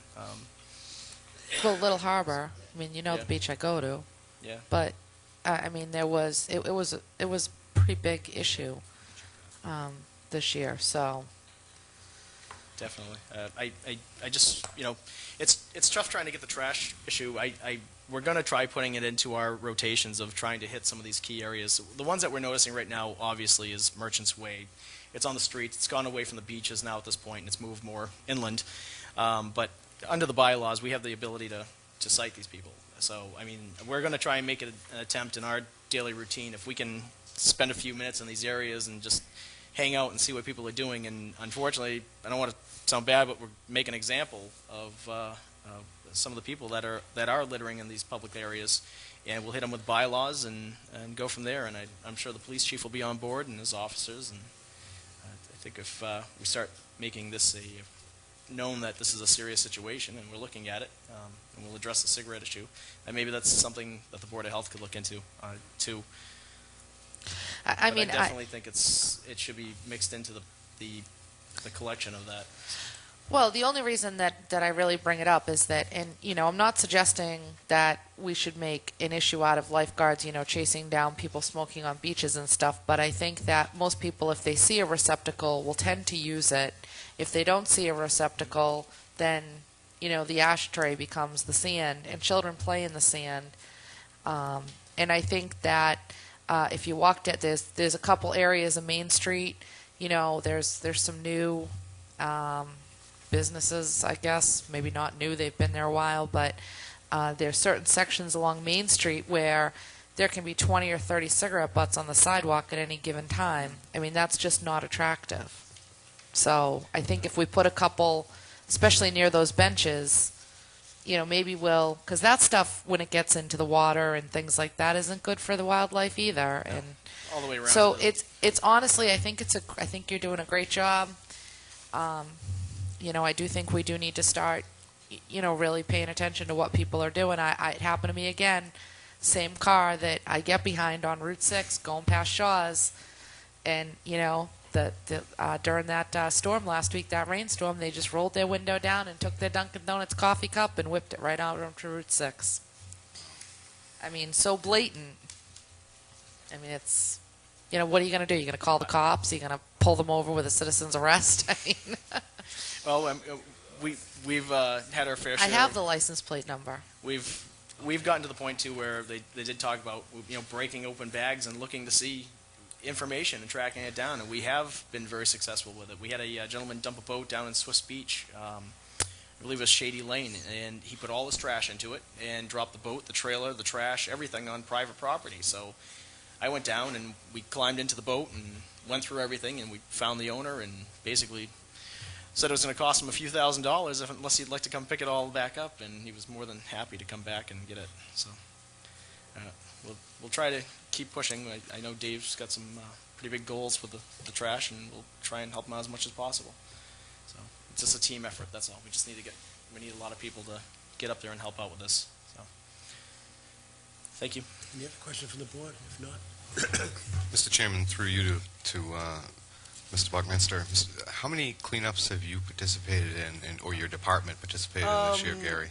We did the big one this year. We've done some just in general. And the one we did last year, we actually tried to reach out to the private property owners with Coastline to say, pick up your stuff, bring it up to the front, call us, we'll come right by and pick it up. And we did have a few people call, but not the calling that you'd think we would have received. And we talked about it in the last meeting. A lot of people want this to happen, but when you really bring it out there, not a lot of people want to step up to this. So we try. It's a lot to do with a limited amount of human resources. It is. I mean, I agree. We saw how much trash we pulled out of Merchant's Way. I mean, it's unbelievable. We could do it again. So, Yeah. But at least we're making some difference. We're trying.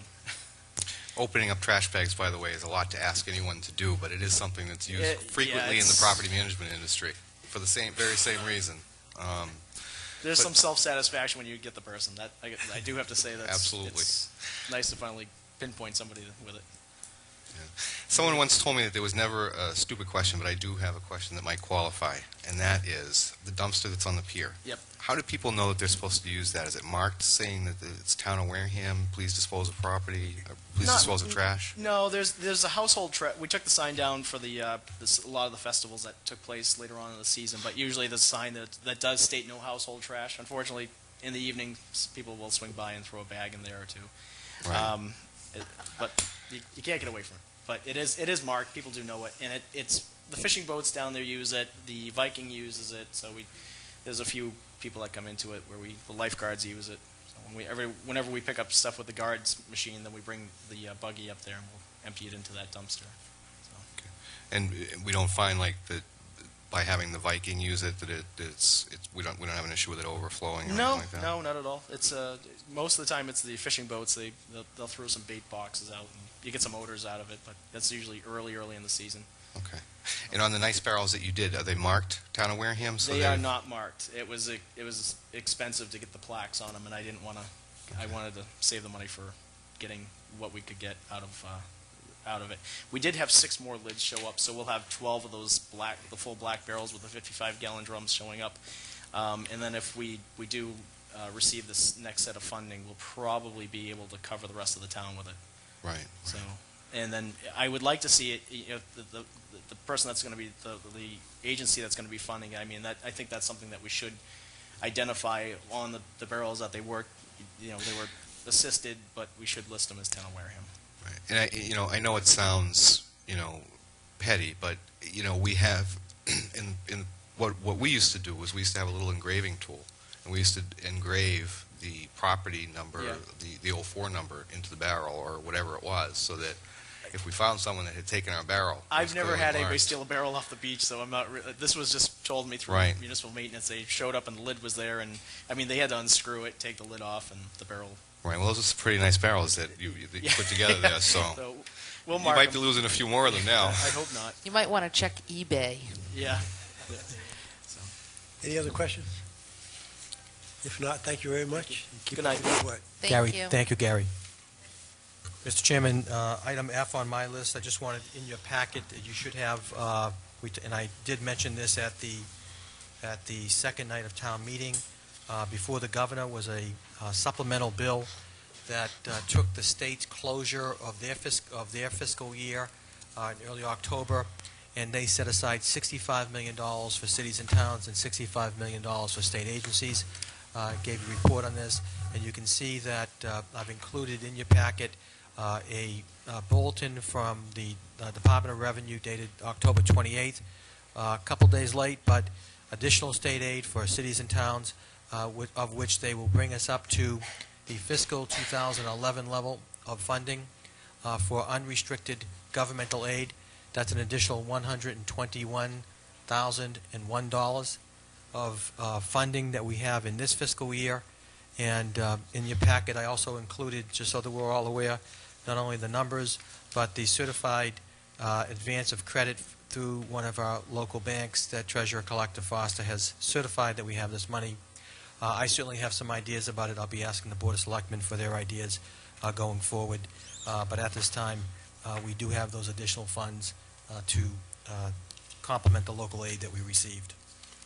Mr. Chairman, just on status report of conditions, no new news on the DECA safety issues. We have worked hard, as you know, on getting crosswalks painted there, and we are working together with the school committee, school district, with regards to ongoing issues. Town hall virtualization, we're in full swing. Beginning last Monday, town hall virtualization has moved forward. Matt Underhill has kept me up to speed, and I hope to have him before the board to provide us with an update as to how that project is moving forward. But the equipment is here. He's working very hard to put that whole program in place. And that's my town administrator's report, Mr. Chairman. Thank you very much. Any questions from the... Mr. Chairman, I just have one question. On the DECAS safety issues, Mr. Andrews, Yes. Mr. Chairman. the crosswalks have been painted. That's correct. So what are the, I'm just not clear on what the other safety issues are at DECAS. I believe, Mr. Chairman, through you, Mr. Chairman, there was some signage and some signalization issues which we are working on. Okay. It just wasn't clear to me. Thank you. You're welcome. Any other questions from the board? If not, thank you very much. Oh, you do have one? Okay. Mrs. Bagley, do you have a question? We keep asking about, I know Mrs. Winslow just walked away, but, I keep asking about consultants in town, and I think we've asked to have it on this report, who they are, what departments they're working in. So if we could get that on this report, I think that would be helpful for us to know. And the second question I had is, a couple of months ago, I took personal time out of work over 4 days to sit and interview 25 persons, and a 26th over the phone with Mr. Burke and Miss Essie. Oh, I can never remember. She's going to kill me. Elsa. The assessor. Elsa. There we go. Sorry, Elsa. And we put a lot of work into that and spent quite a bit of time. I don't like to waste my time off. And I keep asking about this. We had some outstanding candidates, and yet we continue to pay a consultant in the building inspector's department. So I just would like to know why, that all these months go by, we had all these great candidates, we all gave our time, and we won't hire anybody. Mr. Chairman, through you, if I could answer the first two questions, could you tell me precisely what you're looking for, Member Holmes, with regards to consultants? Because I'm not sure. I just gave you one good example, the building inspector's job. We hired a consultant if I may to come finish, in. please. Interim to me is consultant. If I can finish, please. Oh, you can. There's not a consultant in the building department. There's an acting local building inspector. And he has served the town well. He's working on a day-to-day basis to make the office function. I am currently checking background information on the finalists that was sent to me, and I will make an appointment when I'm comfortable making it. Thank you, Mr. Chairman. Well, Mr. Chairman, in response to the town administrator, interim is a consultant. You can mix words if you want. That's fine. But my point is, these folks are not town employees. We had a great many candidates who were very good, by the way. We were impressed with a lot of them. People who, some lived in Wareham, some lived in Onset, some lived in local communities. We put out we posted the job. We had all these people come in. 3 of us spent all these hours, and here we are months later. I'd like to hire a town employee. That's my question. An interim guy is a consultant. You can mix the words acting, interim, consultant. I'd like to have a town employee. I don't see what the Question has problem been is. asked, and I think Mr. Andrews answered it. You have a time frame, or you said when you... We are closing down the process, Mr. Chairman, and as you know, when you make an acting appointment, the person is an employee of the town. They receive benefits. They are part of the leadership team, whether they're in the department or acting on behalf of the department. So respectfully, I will be updating the board very shortly on this appointment. I wanted to make sure the background checks were done appropriately and we had all the information collected. Thank you, Mr. Chairman. Thank you very much.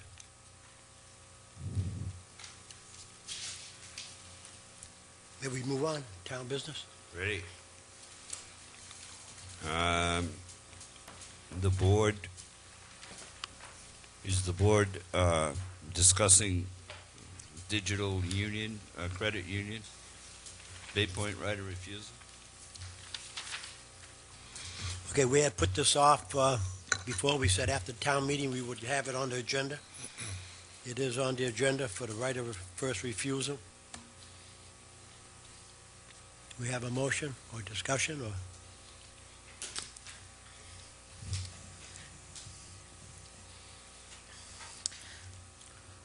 Mr. Chair, Yes. thank you. Good evening. Good Mr. evening. Caravan. I am a little bit curious, because I did go through everything that you gave us as to whether or not you have an actual purchase and sale agreement in place with the potential buyer. Oh, is it you done? Yeah, Okay. question. Well, we've presented the letter of intent, and as you know, it was done quite some time ago. Correct. And that is the vehicle of which we transmitted the request to you. I will tell you that we are expecting to sign the PNS this week, but I would think that the letter of intent would suffice because there are no other major terms that would be changed to be different from the letter of intent. Any other questions? If not, I have entertained a motion for right of refusal. Right of refusal, if you don't do it in 60 days, it's automatic, so it would be nice. It's down to 30 days, Mr. Chairman. Is it down, well, yeah. Less than that, actually. It would be nice to let people know who's buying the golf course, that we do support them, and we're behind it. And if you look at the town, we had enough discussion over the 2 days of town meeting with money issues. And I don't think we're going to come up with 1.77 mil, so, unless somebody has it in their pocket and to run it. Any motion? I'll make that motion, Mr. Cruz. I move that the Board of Selectmen waive their right of first refusal for Bay Point. Motion made by Mrs. Begum. Second. I'll second the motion. Motion second by Mr. Snyder. No other question? All in favor? Aye. All opposed? Aye. 4-1-0. No, I'm abstaining. Abstain. I still don't believe that we've been given enough information. 3-1-1. Thank you very much. Thank you very much. Transportation Thank you for your time. issues?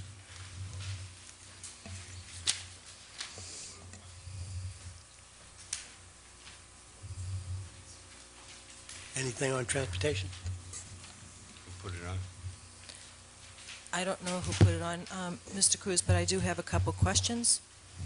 I wasn't certain what this line item was for, but I guess I'll use this transportation issues to kind of discuss the serious nature of the school bus issue in the town of Wareham. So I'm not sure who put that on, but it certainly I think it was Mr. Snyder. Mr. Snyder. it's Management. certainly a serious issue. And with the climate of town meeting, I don't think that the voting body is against any sort of safety issue. And that includes the condition of our school buses. But they are concerned with the fiscal health of the town of Wareham. Now, that being said, I would like to bring up to this board, would they consider this board supporting an RFP committee for school buses? And I've been thinking a great deal about this, and I think that bringing people into the room from the school committee, the Board of Selectmen, the Finance Committee, Capital Planning, perhaps some citizens from the community, and looking at this from all angles. And I certainly would be willing to put a motion forth to that effect, but I certainly would like to hear what my colleagues have to say about the issues. Okay, Mrs. Winslow? Thank you, Mr. Chair. I agree that this issue needs to be looked at. It's hard to say it without it sounding bad, but my concern is that no matter what we do here, whether we contract this out to a vendor or whether we maintain this in-house and start purchasing school buses, which, you know, we're very far behind with, we're going to need more money in this transportation budget. And obviously that begs the question of, well, where's the money going to come from? I mean, I don't think that with a little over $1 million in the budget, we're going to get a vendor to provide. I did ask the superintendent in the hall, I one day in town hall, I said, you know, do we have to have all these buses on the road? I mean, I see, you know, 5 or 6 different school buses come through my neighborhood, and when he explained, these are full buses. They're not running buses that are half full. You know, they're loading them up with, you know, elementary and middle school, high school. You know, so I think that in general, I'm not sure that an RFP committee is really what I'm looking at, but I do think we need some type of committee to really look at this issue and break it down and, you know, give some direction as to, you know, how do we best solve this problem and how do we fund the resolution to this problem? Because if we take the low bid from the last time that they went out, which I think was around $2 million, or even if we take the lease of 7 school buses, which is going to add over $500,000 to the budget, we've got to figure out where the town administrator is going to take that from, because we're not creating an additional revenue stream to cover it, and that's a big problem. We know that this needs to be addressed. It's got to be addressed quickly. We can't continue to put this off any longer. We've got to have a real solution. But I think that what I heard at town meeting was that people want to feel secure that when they're spending money, that money is there to be spent and that it's going to be available to be spent in future years. So I guess those are just my thoughts on it. I didn't know what this line item, you know, really amounted to either, so I didn't really know what to expect from it, but I definitely agree that we've got to put some people in a room and start brainstorming this, because we've got to have a solution come April town meeting. It just cannot, it has got to get accomplished in this next budget cycle. We can't put this off any longer. It's only a matter of time before we're faced with a really expensive problem. We already have a very expensive problem, but it's only going to get worse. It's not going to get better. So those are my unorganized thoughts on the... Okay, I'm not cutting it short, but we are having a meeting Thursday. It's going to be with the superintendent of the school, chairman of the school committee, myself, chairman of the finance committee, and Mr. Mark Andrews. This will be the beginning. And when we have this, then we'll come back to the board with more information to see where we're going to go from there. Mr. Chairman, if I may, while I appreciate your taking the first step, I think that this is going down the same path that the school transportation subcommittee went down. There are definitely issues with the school buses. We all know that it's a problem. We all know that it's going to be costly. And as Mrs. Winslow said, Selectman Winslow said, it's only a matter of time before something happens. And we're going to be the people that are on the other end of the lawsuit when it does occur. The town gives the school department an additional $1.4 million, almost $1.4 million, to operate the school buses. That doesn't include the transportation revolving accounts that the school department has. I can't speak for the finance committee, and I can't speak for the capital planning committee, but I can tell you that as someone who sat on the school transportation subcommittee, I have not seen any numbers with respect to what it costs to operate the transportation department, the school buses. And quite frankly, when we started asking for that information, that's when the subcommittee was disbanded. You know, it's not often that we invest $100,000 to pave a parking lot at the transportation garage when we don't know what we're going to do ultimately, whether we're going to keep the buses in-house at that point or whether they were going to go out for bid. But yet we spent $100,000 to pave the parking lot up at the school transportation garage. This is an issue, I think, that requires, you know, I think Selectman Begley's idea of a committee to look at this issue, a good hard look at this issue, where everyone is putting everything on the table up front and honestly, including the school department, so we can come to a reasonable solution to this issue that is going to be both affordable to the town and provide safe transportation for our school children. This issue has gone on long. It's gone on for years, Mr. Chairman, and I think that the only way to resolve this issue is to put people in a room and everybody puts their cards on the table as to what the true conditions are with the school buses. Those buses are out there making money for the school department. Don't anybody be fooled. You know, and certainly this is not a shot at AD Makepeace, but you know, I got feedback from folks who went to the AD Makepeace event where the school buses were being used, and people were looking at the holes and the bulges in the side of the school buses and saying to other folks standing in line, you know, I don't want to get on this bus. I've never seen this before. It's about time that we address the issue, and it's about time we address it honestly. And I support Selectman Begley's idea of a committee, and I think that it should include not only this, it should include the school department, it should include the finance committee, the capital planning committee, the town administrator at a minimum. And it needs to include someone designated by the town who probably is an expert in the field of school buses or transportation, because this is an important issue, and it's an expensive issue for the town. And the sooner we own up to it, the better off we're going to be. Thank you very much. Mr. Holmes? Thank you, Mr. Chairman. Who was on your list for that meeting again? As far as I know. No, I mean, the chairman said he's Right. scheduled the meeting. Schedule it, but we're hoping it's going to, we have to start somewhere. And we got to start with positive attitude, not negative attitude. You go into any room with a negative attitude, you're going to come out negative. Mr. Chairman. So to answer your question, Thank you. it's going to be superintendent,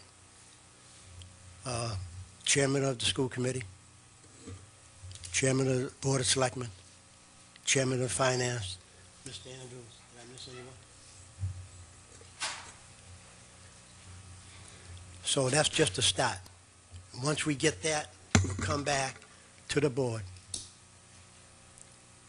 give recommendations, and then we'll see how we stand on if that's good enough with that committee. You want to add, Mr. Snyder just said, someone in transportation. Well, we'll get someone in transportation. But that's a start. We got to start positive. We got to work together. We're in this together, whether it's the school department, town of Wareham. It's our children. It's our buses. And we have to do something. And it's going to cost us money. Do we have the money? Can we find out how we can get it? I think there's ways maybe we can get it, but if we all put our heads together, and we'll do the finances. I know I see you smiling, so Mr. You Holmes, too. I know. You're not going to cut me Yes, short, sir. no, are you, If you're Mr. rough, Chairman? and All usually- I asked was who was coming to the Right. meeting. Well, you know, I'm taking a note from your book. All right, That's the brother. way you start out, and then you keep All going. right, I got you. All right, listen. Well, here's my thought on this. You know, listen, I'm happy you're having a meeting, but unfortunately, no one in this room or the school committee room has ever answered the question. We tried this last year. No one has ever answered the question whether it's better to lease the buses out to a private company and let them service our town, or continue to do what we're doing? No one's ever answered that question. We tried, as a Board of Selectmen, the previous board, last year, to put together, through a reverse auction, a full menu suite, full, A to Z, soup to nuts, I think I called it. And as that came back, the school committee kind of shut the door, or whatever group, superintendent, or there was a group formed there, and they shut the door on it. I mean, they didn't even look at it.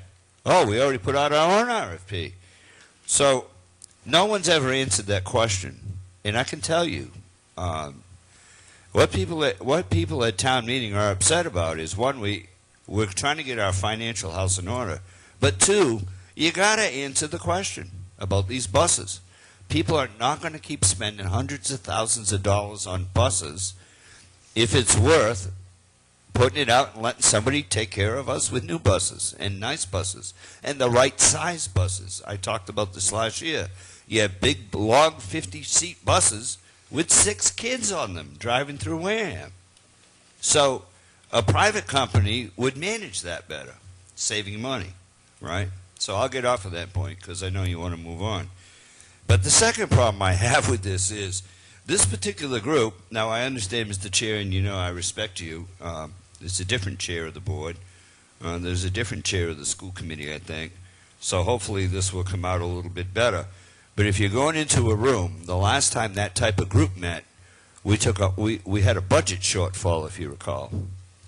And that whole group got together and worked out their plans. I attended, I think, the last meeting because Mrs. Winslow was out of town. And the big salvation there was to take $1.5 million out of our health care trust account. That was the answer to the resolution. So that's not the answer anymore. We know that.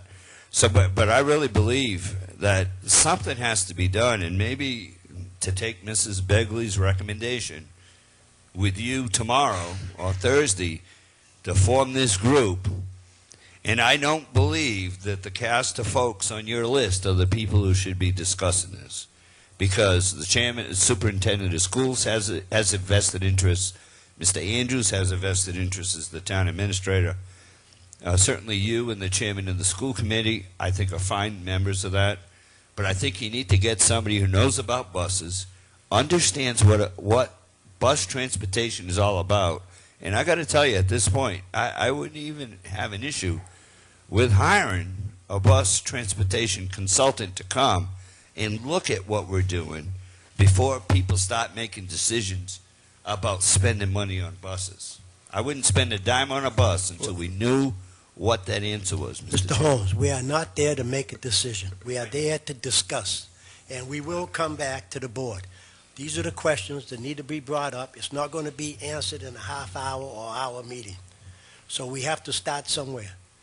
We're going back with all new members. We got the chairman of the finance committee, Right. which you forgot to mention, I'm sorry. and he's very astute on the buses and leasing Sorry, programs. Frank.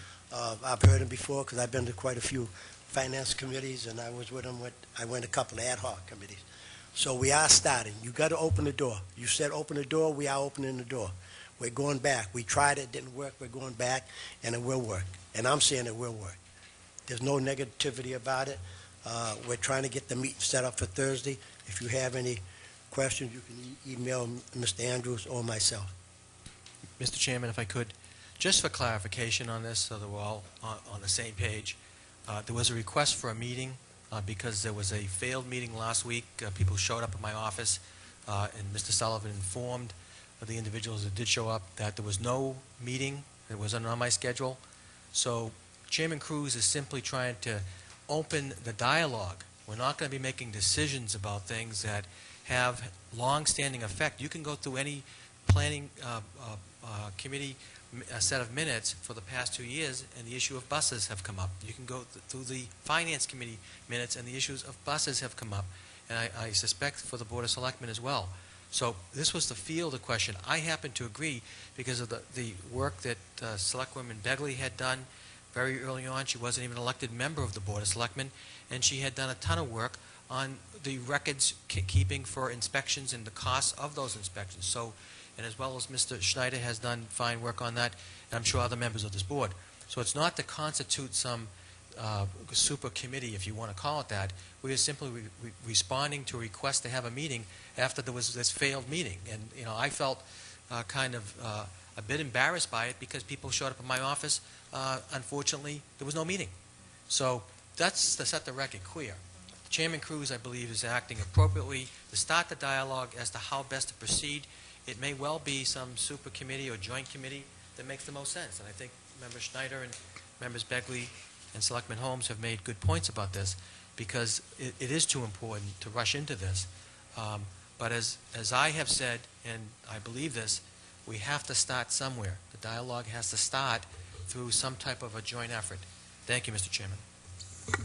Mrs. Begley? Thank you, Mr. Cruz. I think I absolutely understand where you're coming from, Mr. Chair, that it has to start somewhere and that there needs to be a dialogue. But as Mr. Andrews just pointed out, this dialogue has kind of been ongoing for some years. I mean, I think I saw a annual town report, and in that annual town report, it discussed the condition of the school buses and that they needed to be replaced. And I think that the year of that was 2005.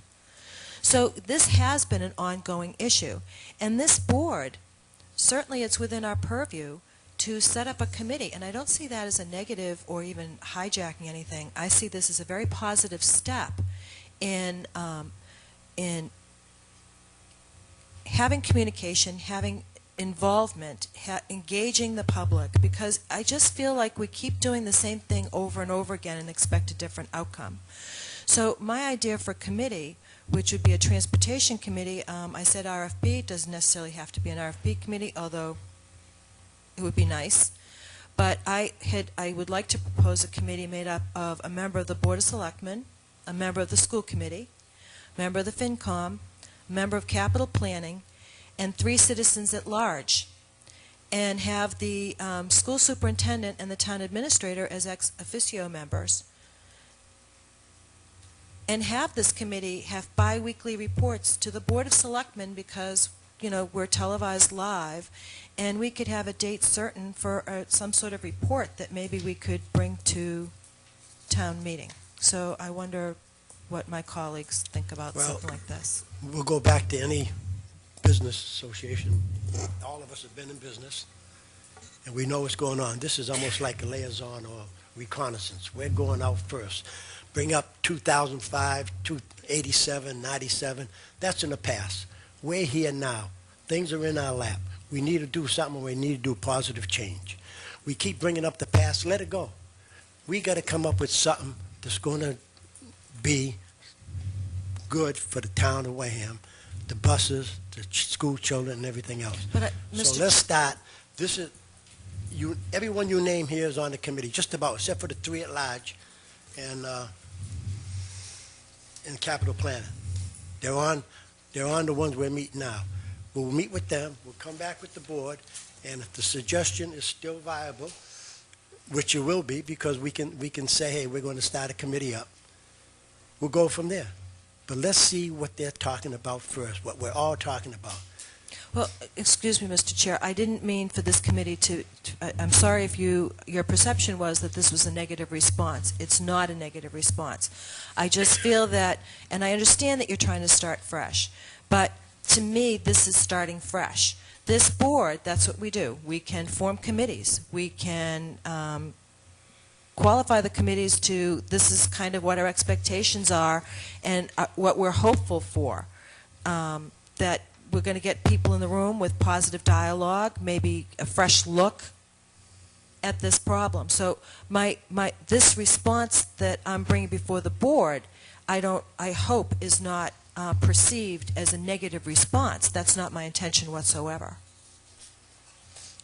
Mr. Chair? Well, when we start hashing out old age, or 2005, 2000, we're right in 2011. We need to move on. Mr. Chair, would it be, well, a couple comments. Would it be possible for you to bring the proposed makeup of this transportation committee that Mrs. Begley has just brought up to this meeting on Thursday, and see if that's something that, because I do think that it is a good idea to make it a larger committee and a broader committee. I certainly do not want to, step on any toes where obviously there's been some initiative taken and folks have recognized this issue. One of the things that I do want to say is that should we develop this committee, which I think is a really good idea, I would like this committee to look at the costs associated with school busing, both in-house and as a private vendor, not just in today's dollars, but going out 5 or 6 years, because I worked with many communities and a lot of transportation departments, both private and in-house. And one of the things that I found was that it's very inexpensive in the beginning to go to a private vendor. You can, find that your costs are down. However, 3 years later, when the contract is up again and you don't have any equipment anymore, your staff belongs to someone else, and you're really not in a position anymore to go back, those costs can go up exponentially. And that's always been one of my concerns with a private vendor. So I do think that it would be wonderful if you could communicate to those kind people who are attending your meeting that this board greatly desires to form a broader committee with very specific tasks that we would like to see completed, if you wouldn't mind. Right, that sounds exactly like I said. Email Mr. Andrews or myself, and when we attend the meeting, we'll bring everything to the table. Then we'll have a base. Then we'll have a base to start. And like you said, the Board of Selectmen or whoever we're going to have on it. So right now, it looks like it's going to be maybe 8 or 9 people on the board.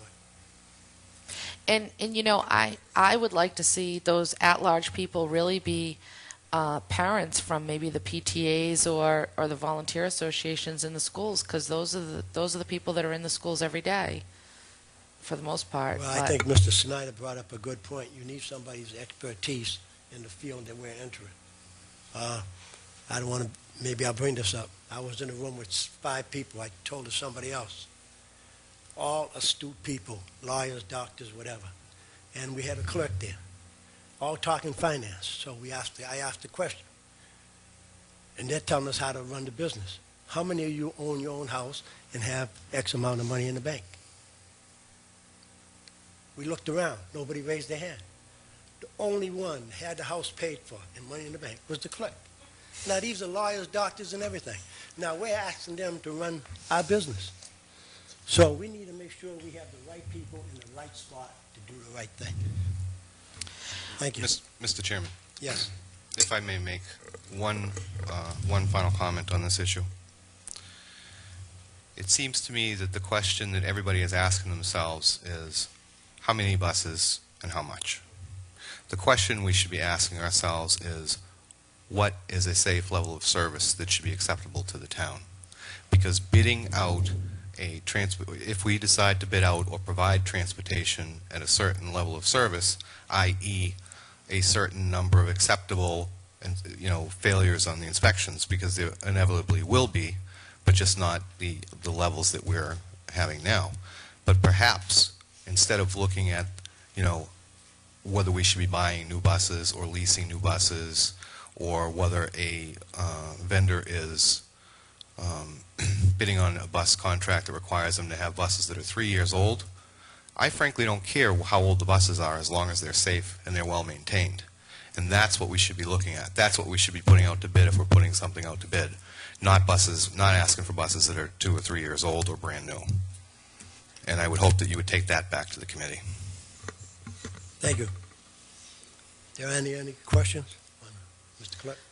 Mr. Chair, just the only question I have is, can we have this on next week's agenda for your update? Yes, you can. Thank you.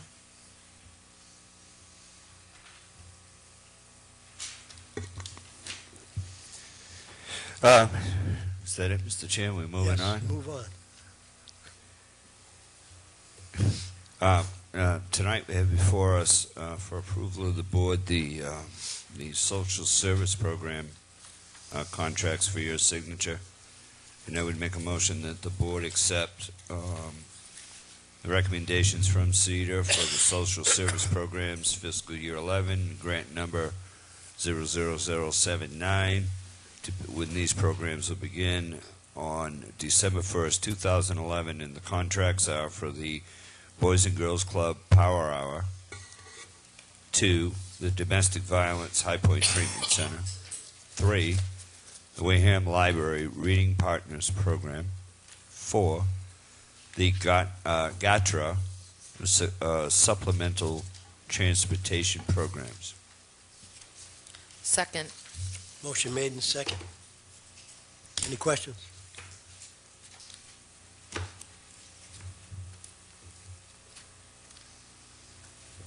Motion by Steve, second by Kara. No question? All in favor? Aye. Aye. I'll be in tomorrow to sign. Mr. Chairman, and those are in the packet for you. You must sign them. Oh, they're here. Right, okay. I'll sign them tonight then. Thank you.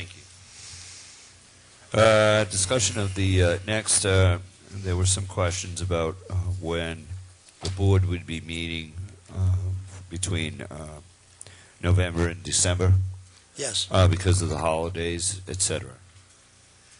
Okay, I was suggesting, well, we already got the 1st, 8th, the 15th, and the 22nd, the 29th off. That's over the holiday. And for December, I was thinking about doing the same if there's no, the 6th, the 13th. Would you? and- I'm sorry. I was trying to write that down. Okay, Mr. Chairman. 8, 15, yeah, right. November 8th, 15th, and 22nd. 22nd, and the 29th off. 29th off. And then, yes, and for December, the 6th, the 13th, and the 20th.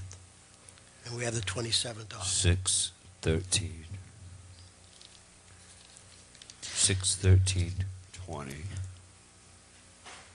27th, no meeting. Right, and if we have to 29th put is something meeting. for the And January. then we might as well look at that first week of in January at the Yeah, same time. that's because what I the was girls saying, are gonna look want- at the, that and staff- do that for the 10th instead of the 3rd. That's right after the, because they So- may be away for the, January 3rd, no, no, it'll be the 10th, right? no. January 10th, yes. Yeah, Well, that isn't the But we can 17th. talk about that to make sure, No. because we can go back to that twice a month until it comes time for the town meeting, then we go back to every Mr. Chair, week. I just wanted to make a suggestion in terms of the November meeting for anybody who's cooking or traveling or anything like that, have it being off the 22nd may be easier than the 29th. I mean, I know we're always out of town for Thanksgiving, so it doesn't really make any difference to me, but 22nd. Yeah. We will be on the road. yeah, we're not going to be here on. Either, I'm not here the 20th. either or, you're going to have people that's going to be either leaving before or coming after. Or should we make sure we have at least three people that are going to show up on the 22nd? Right. I know where Mike is. Because what happens, if you have it on the 29th, the office staff is off, I think the day before, the day after. So once we have one meeting, they're going to be off. I mean, they can still do the schedule, but it's going to be, I'm here for the 22nd, Mr. Cruz, but, yeah, I'll be here myself. and I don't, we have to wait for Mr. Schneider. So. Okay. What about December while we're on it, unless there's a controversy? December's fine. Yeah, December is fine. It's just January's fine. I was thinking that week of Thanksgiving is sometimes a little bit difficult for people because they may be expecting company, like we do, we travel. So sometimes that's a stressful week. And we do have bills to sign that week, even though you're on vacation, it takes 3 of us, so people do work and people do. Payroll warrant Yeah, they do needs to be have signed. payroll to get out. All right, so I guess we can just wait till Mr. Schneider gets back. Any other town Well, we can business? just go ahead and put it down. If you attend, you attend. If you don't, you don't. No, you need a You quorum. need a to have quorum, meeting. yeah, right. So, So if he's away on the 22nd, and you're away. I am away. You're out. I'm gone. You're going.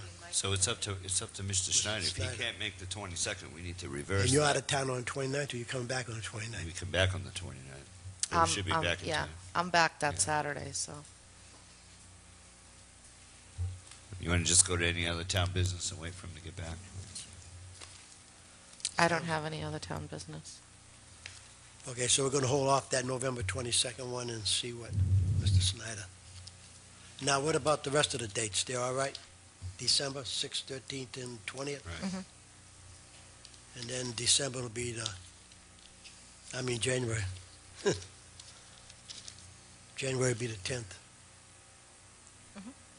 Got it. And not the 3rd. Yeah, 10th. So we're just looking at the 22nd and 29th of November. Mr. Clerk? Mr. Campina? Oh, did any town business? No. Oh, well, I Okay, asked. Mr. but Campina, come on, straight on up. If we can go through these abatements, I'm sure that Mr. Campina will walk us through them And while- in an expedited manner. He put together a nice packet for us. So, okay, Guy, if you could just walk us through this. Tell us why you're abating. Okay, that's not a problem. Good evening, Board. How do you want to take these? I have them in packets, and we can start with the first one. I'll pull it out. Yeah, you have a copy of the agenda, Guy? Yes, I do. And So I'm going to let's follow just your go right agenda, so down. I'll put it in your order there, okay? 1 through 11 would work. Okay, so we'll talk first about 738-196, 736644, and their reference to the trailer park, Garden Homes Estates, abatement of $198.68, April through July 2011, 4 months.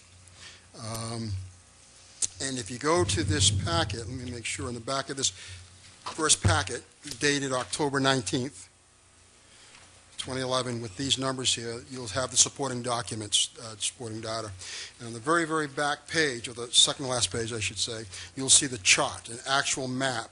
And it points out, and the reason for the abatements, it'll point out units that are actually gone, that they're not even there anymore. So he's come forward and asked for abatement for those particular units. They're not there, and he's saying that he'd like to get those abated that he's been paying, plus taken off the EDU, because we charge them per unit EDU to remove the EDUs. The trailers just aren't there. So that's what we're asking for. Can I have a motion on Mrs. Winslow? Thank you, Mr. Chair. Mr. Campina, it's Yes. late, and, Yes. you know, I'm a simple-minded kind of girl, but how do we know if a trailer goes back on one of these properties? And is this really in conformance with our policy, which I do believe I've stated for the record in the past? We need to look at this policy, and perhaps when Mr. Chair gets back, we can get this on the agenda. It's my understanding that the water must be shut off at the property for 6 months prior to us granting an abatement. 1 year, ma'am. Yes. Yes. So the fact that the lots are vacant today, and I'm not suggesting I have an issue, I understand what they're trying to do, but I just want to make sure that we're following our own policy, because once we make an exception to this policy, then we're making exceptions for everyone. I certainly understand that we have no policy, and that's the issue. We do have a policy. Well, we have a policy in place that states that your water has to be shut off at the street for 1 full year, and at that point in time, then you apply for the abatement. Going forward, you can be abated if you pay, because we pay 2 halves. That's our policy. Now, you have properties that have main water coming in. If you shut that valve, you shut off all the properties. So there's no policy addressing mobile home parks, facilities with multiple use on one line. So what I asked the water department to do is to address it. And they're saying they can see the water usage and they can see the decrease, and that's the best we have. So to answer your question, we can put these off and sit down and create a real live policy for how do we deal with this situation, because it's real. Now, he's paying, they're paying EDU for a trailer that's not there, and I understand.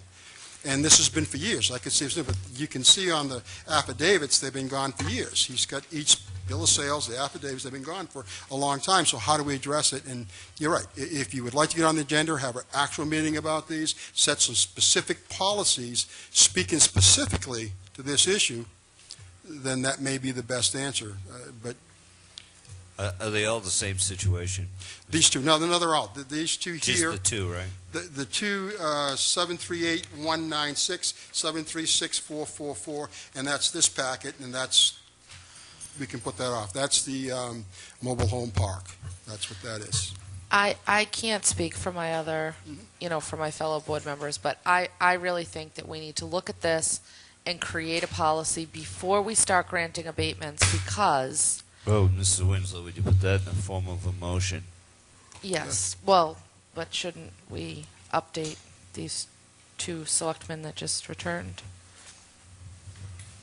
Okay, I'll make the motion. My motion would be to put the abatement request from Beverly Hallahan, notated on our agenda, dated November 1st, 2011, under Sewer Business A, Item 1 and Item 2, on hold, and to have the board create a policy at its earliest opportunity addressing the sewer abatements for properties that have multiple users on one main. And the reason for this motion, gentlemen, is because what we have here is a situation, and I think we have it again further on in our packet, is where we have one water line coming into a mobile home park that services a number of different lots, which are rented by individuals. So we have vacant lots or lots that have a mobile home on them that's inhabitable, but you can't have an actual water shutoff, which is what our policy dictates in order to qualify for an abatement. So my concern is not that I don't believe them or think that, there's actually somebody using water on these properties, but how do we, as sewer commissioners, know that tomorrow someone's not going to move on that property and we've just abated their sewer bill and reduced their EDUs?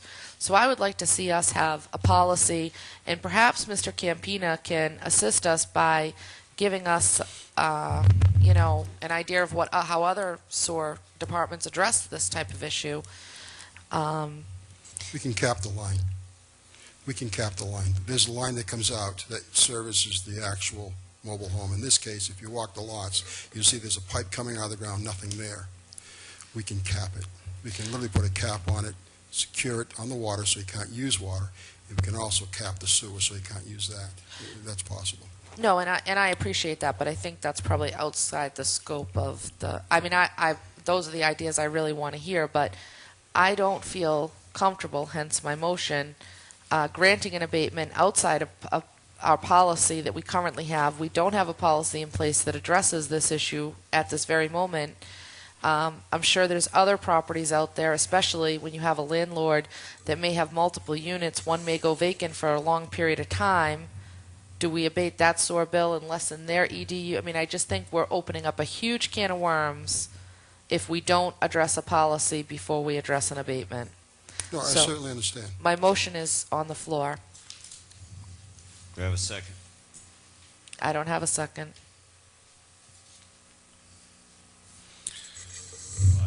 I just want you to keep in mind that, I'm sorry. Is there a second? Sorry. Well, I just got in here, but we do have a policy, whether it's a set policy or not. Mr. Campina is the director. Mr. Chairman, 1 second. You want me to finish this discussion? Because he said we didn't have a policy. Okay, go ahead. Correct. We don't have a policy We speaking don't have a specifically. policy that relates to, we have a policy relating to individual homes Homes, right. on a water line. So a water line comes in your house, you shut it off, right? You're off for 6 months or a year, whatever it is, you can get an abatement. What we're talking about here is a main line going into, say, a campground or a trailer village, right? Where if you shut that main off, everybody gets shut off. We don't have a policy relating to those folks. So we don't have a water shut-off notice or anything when these parcels are vacant. So we do not have a policy, and that's what the question that Mrs. Winslow But is right now, raising. you're absolutely correct. But right now, they're coming to us. They go to Mr. Campaigner. He goes out there and checks to verify whether use is there or not. And it has to be, what is it, a year? Yes, a year. It has to be a year. So if they haven't had any water for a year, then they're justified for a rebate. But just because somebody's not there this month doesn't mean, or they're not going to be there for 2 months. And like you said, it is going to open a can of worms, because we got some of people who may want to do the same thing. Either they may have to put a meter in, or we have to do something. Best thing to do as sewer commissioners, we get together as sewer commissioners and go over it, get all the ins and outs. How is it going to work? That was Mrs. Winslow's motion. Right, because what's going to happen is, as you said, we're going to have EDU that you're collecting now that's not going to be on. Exactly, and I concern myself with the reduction of EDUs, Mr. Chairman, absolutely. And I also concern myself with the spreading of the cost. He's a business owner, and he's paying for units he doesn't have online, not collecting any revenue. He's going to pass it on to his other tenants. So I have that concern also for tenants that are there, because he's a business owner. He's not going to absorb it, they're going to pay it. So I'm concerned. So if you are going to do a committee, I understand that, and I think it's a good idea, but I think we should act upon it. This has been in the works for quite some time. I think we should act upon it and get this underway, a meeting, and make a decision. I really believe that, because there's others that are going to, in this same line, that we could probably address at that meeting, if you will, and set policy. Well, Mr. Chair, I realize that Mrs. Begley has her hand up, but that was my suggestion. My suggestion was, I'm not, if you ask me to vote tonight on these abatements, you're not going to get a positive vote from me. I can't speak for any of my other board members, but absent a policy, as soon as we grant an abatement like this, we're going to have everybody who has an apartment complex, everybody that has in-law apartments when they're vacant, we're going to have a line of people at that door looking for abatements, and we're not going to have any real way to prove, oh, their water usage went down. That's not going to end up being. How do we determine whether their water usage went down because they installed a low-flow toilet and low-flow shower heads, or whether somebody's really living there or not? You can't certainly be going rummaging through everybody's homes and private property to try and figure out if. So we've got to address this problem with a policy before, in my opinion, before we address any abatement such as this. Otherwise, we're just, in this economy, we're going to, and I understand your concern about, a business owner and things of that nature, but there are costs of doing business associated with doing business, and quite frankly, these lots could be rented tomorrow, and I'm sure that this business owner is actively seeking to rent these lots because that's how they make money. Absolutely, definitely. And if we lock the facility, once he rents it, he can't use it until we remove the lock. So it behoove him to come to us to put it back online and start charging EDU. So that'd be part of our discussion in the... And that should be part of the policy discussion. Policy discussion. Mrs. Begley, please. Thank you. Mr. Campina, I understand and I agree with Selectman Winslow. I would have liked to have have this discussion prior to actually coming before this board and asking for abatements. Because I can't imagine that this is the very first time this has ever happened at Garden Homes Estates. Great Hill, from what I understand, is that just half of it is sewered. Yes. And half is private. Correct. So this certainly cannot be the first time this has occurred. And we all understand that we have a policy for something that's more customary, where it's one home, one sewer line. Although we did have someone come that had 2 homes, 4 sewer lines in the last couple of months. That was kind of interesting. So I'm not prepared to vote in the affirmative for these either. And I appreciate that. And to answer your question directly, is previous to me, how I got involved is Mr. Hallahan, and also the owner of the mobile home park in Ripley's, said that in the past practices, was that they just come to the sewer department and the director would automatically adjust EDU. And my statement is that that's not my purview, that's not my decision, and I would bring it to the board. So this is my means to bring it to the board, because the board has to make that decision. And I wasn't going to be forced into a decision because that was past practices. I felt it was wrong, and so that's why you have it. So it was presented to me, I'm presenting it to you, and now if we can get a committee out of it, whatever it takes, then we're going to get it done with the board's discretion, because as sewers commissioners, that's your decision, not mine. But our department has made that decision in the past. And what prompted this is this gentleman upset that I wouldn't automatically do it, because that's how business has been done. And I'm not going to continue like that. So that's why it's in front of you now. So just to clarify, abatements had been granted by the director, the previous director? Absolutely. What he did is Mr. Allahan would come to his office and said, just move that trailer out. They did an EDU adjustment immediately. So his fees would go down, and that's just how it was handled. And so I felt that wasn't proper. I felt that wasn't my ability, that wasn't in my scope.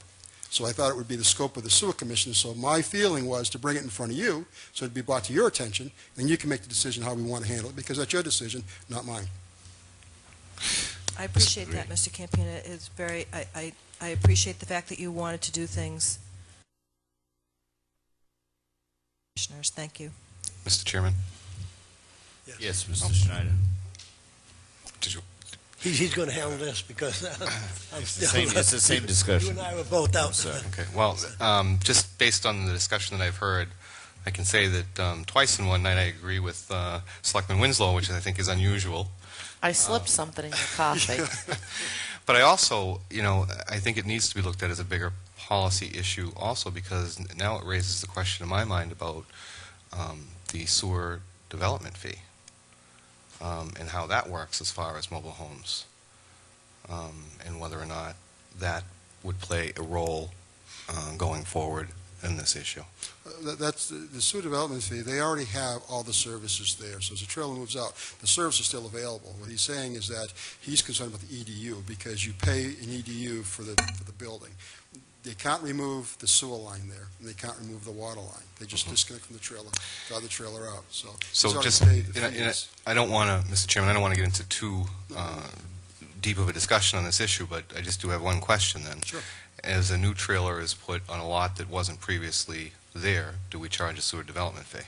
The lots of, to answer your question, if they developed an entirely another lot, and that would mean that they would have to tie into the system, absolutely. There'd be I would see a sewer development fee, because that applies to everybody, and they wouldn't be sanctioned from that. So I would apply a sewer development fee, because when you add a new service to the system, then it triggers the sewer development fee. And I would see that happened.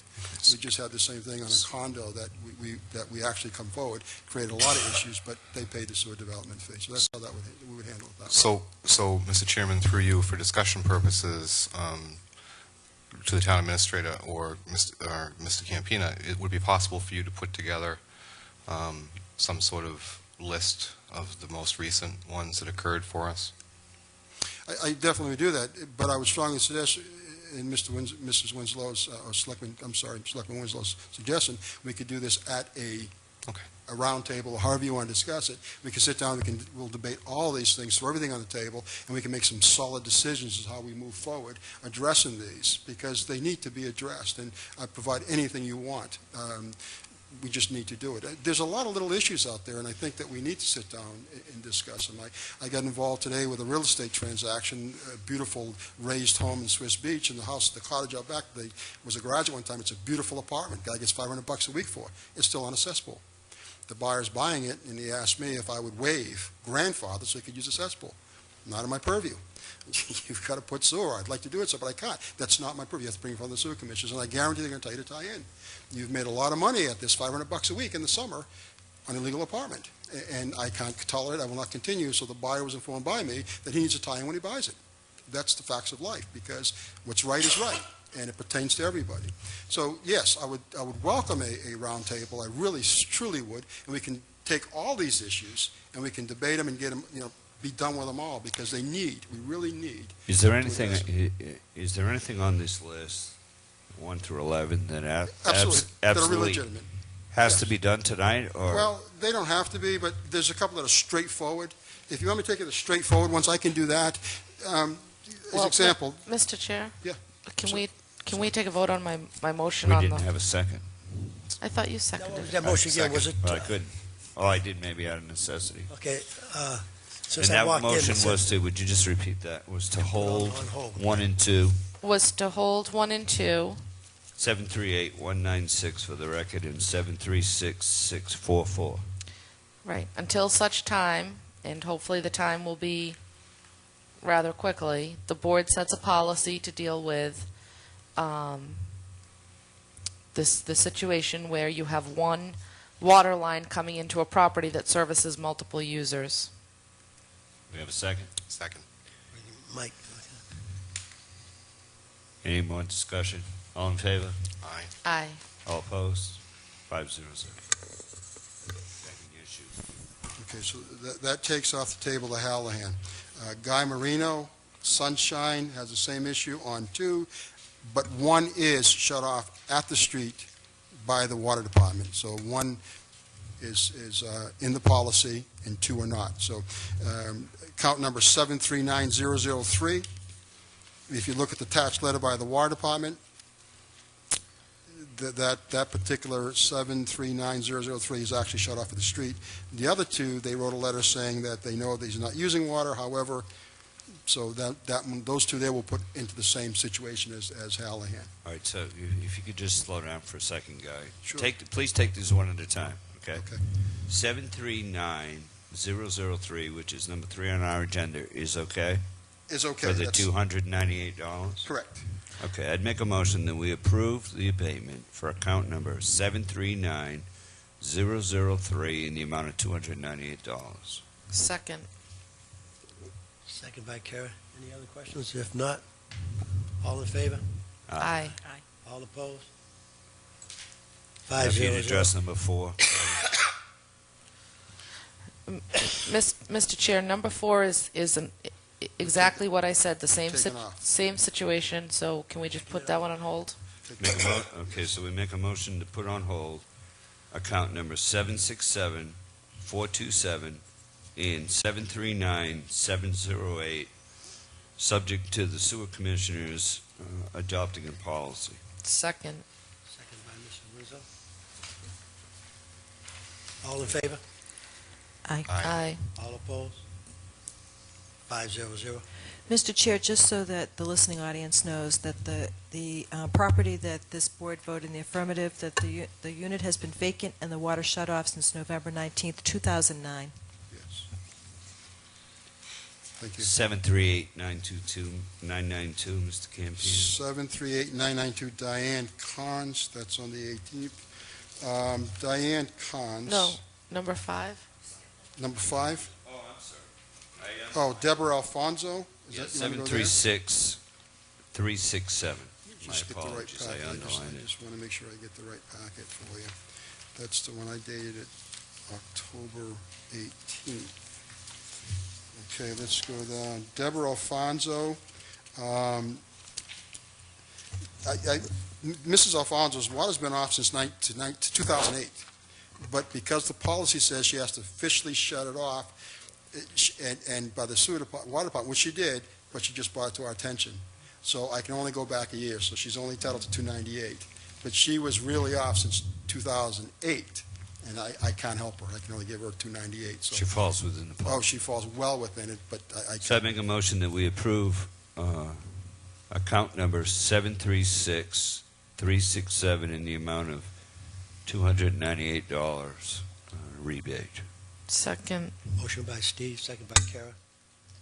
Any questions? If none, all in favor? Aye. All opposed? 500.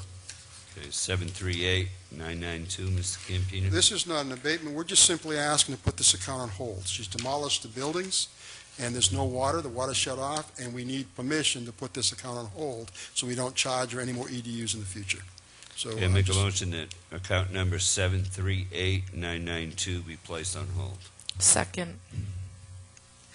Motion made and second. No questions, all in favor? Aye. 500. Mr. Chair, would you entertain a motion to go beyond the hour 10 for the purpose of completing the abatements and hearing my announcement for the recycling committee? Second. Motion made and second. All in favor? Aye. Aye. All opposed? 792-382, Mr. Campino. 792-382 and 792-389 are the same. Mr. Arthur Cabral and Alicia Mello. These were two individuals that were on the original list of 22 people that we sent letters to that owed us all this money because they never tied in. They both have tied in. So what we're asking is that they remain on a list as tied in. We duplicated the list because I have two lists out there now. One that I was going after, she come on board and now she's official. So all I'm asking for is to take away the account. She's being charged on two accounts. Okay. Eliminate one account and abate 598, but it's just eliminate the account, and so we don't send the bills out. So there's not going to be any actual money, but we're going to abate those two accounts because we have two accounts for these folks. So you, Let me explain that in detail for those that don't understand what happened. Back, I forget when it was, last fall, we have 22 people in the town of Wareham who have not tied in going back to 2006. So at that time, I came in front of the board and I asked permission to bill them for all the money they would have paid had they tied in as they were told to. So we created that list. In the interim, we find out through council that there's another way to go about this. We can't attach them as we can normally as a tax lien. So it's a legal issue, and the council is taking care of it, and he's going to actually have to pursue that. So I'm going to leave it in the hands of the council. In the interim, because I created two accounts to go after these folks, I need to, for Mr. Cabral Mr. Chairman. and Ms. Mello, who... Excuse me, Mr. Chairman, if I may, could we just stick to the account numbers, Mr. Campino? I'm sorry, I apologize. Account number 792-389 and account 792-382 have complied. They're tied in. So I want to remove them from the other list. So all we're asking for. the motion then is to rebate the 598 and delete the account. Is that Correct. what you're saying? Yes, that's what I'm saying. You said it better than I. Thank you. So I'd make a motion on account number 792-382 to approve the 598 abatement and delete the account in the system. Second. Motion made by Steve, second by Kara. No questions, all in favor? Aye. 500. I make a motion that we, on account number 792-389, that we rebate $598 and delete the account. Second. Motion made by Steve, second by Kara. No questions, all in favor? Aye. Aye. Thank you. 792-169, Mr. Campino. 792-169 was before us before, and she missed a date. She had to wait a year. That year has now come, and so she's back on the table. We need to abate her $99.34 because the water's shut off. Yes, yes, I sir. make a motion that on account number 792-169 that we rebate $99.34. Motion by Second. Steve, second by Kara. No questions, all in favor? Aye. Aye. 500. 735-691, Mr. Campino. Yes, actually, as I review this one, this goes back to 1995. I'd like to put this in the same category, on hold, as the other two, because she has a multi-use building, and Yeah. that part, she really can't shut the water off, but she destroyed she destroyed the hair salon. It's gone. It's vacant. There's nothing there, but there's really no provision to put it under, so that's something we'll have to discuss at the meeting. I make a motion on account number 735-691 that we put the abatement on hold pending policy decisions. Second. Motion made by Steve, second by Kara. No questions, all in favor? Aye. 500. 738-220, Mr. Campino. Yes, that's an abatement of $248.35 for 5 months. They had the water shut off by Onset Water Department. They've met the criteria. They've met the year, and that's what they're entitled to, $248.35. I make a motion that on account number 738-220 that we rebate the amount of $248.35. Second. Motion made by Steve, second by Kara. No questions, all in favor? Aye. Aye. 500. Thank you for I your make a motion assistance. that we abate all board members from the abatement. No, you have to hear my announcement. he's on a roll. Well, I still have a stack to go through, so the meeting we have, I get these requests daily, and so I stack them together because it's your decision, not mine. And I want Right. to present them, so if we get this meeting, we'll probably get a lot. Thank you, done. Guy. I have one more thing I want to ask. I think it's very, very, very straightforward. On the back of these bills, when we send them to the folks, there used to be our policy. And one thing the policy says, if you don't request an abatement within 30 days, you're not entitled to it. But for some reason, we removed that wording from the back of our billing. I'd like to put it back. In other words, when they get the bill, they open it up. On the back of it, it says all the criteria that they need to meet to get an abatement and the process. They have no idea. So I would like to at least educate, so when we send the bill out, they should have this so they know what their rights are. Mr. Chair, I'm guessing that we stopped doing that because it obviously costs money, but while I agree people do need to educate themselves, I think for some people, and we've seen a number of people come through here who had no idea that they could abate their sewer bills for many, many years, and in the end, you know, they're outside that 30-day period, but we've been collecting money from them for a long time that we can't go back and abate. I would like to talk about that at the meeting we have to discuss sewer policy. That would be the... Okay, that's fine, because technically, when it's past 30 days, I don't have to entertain these.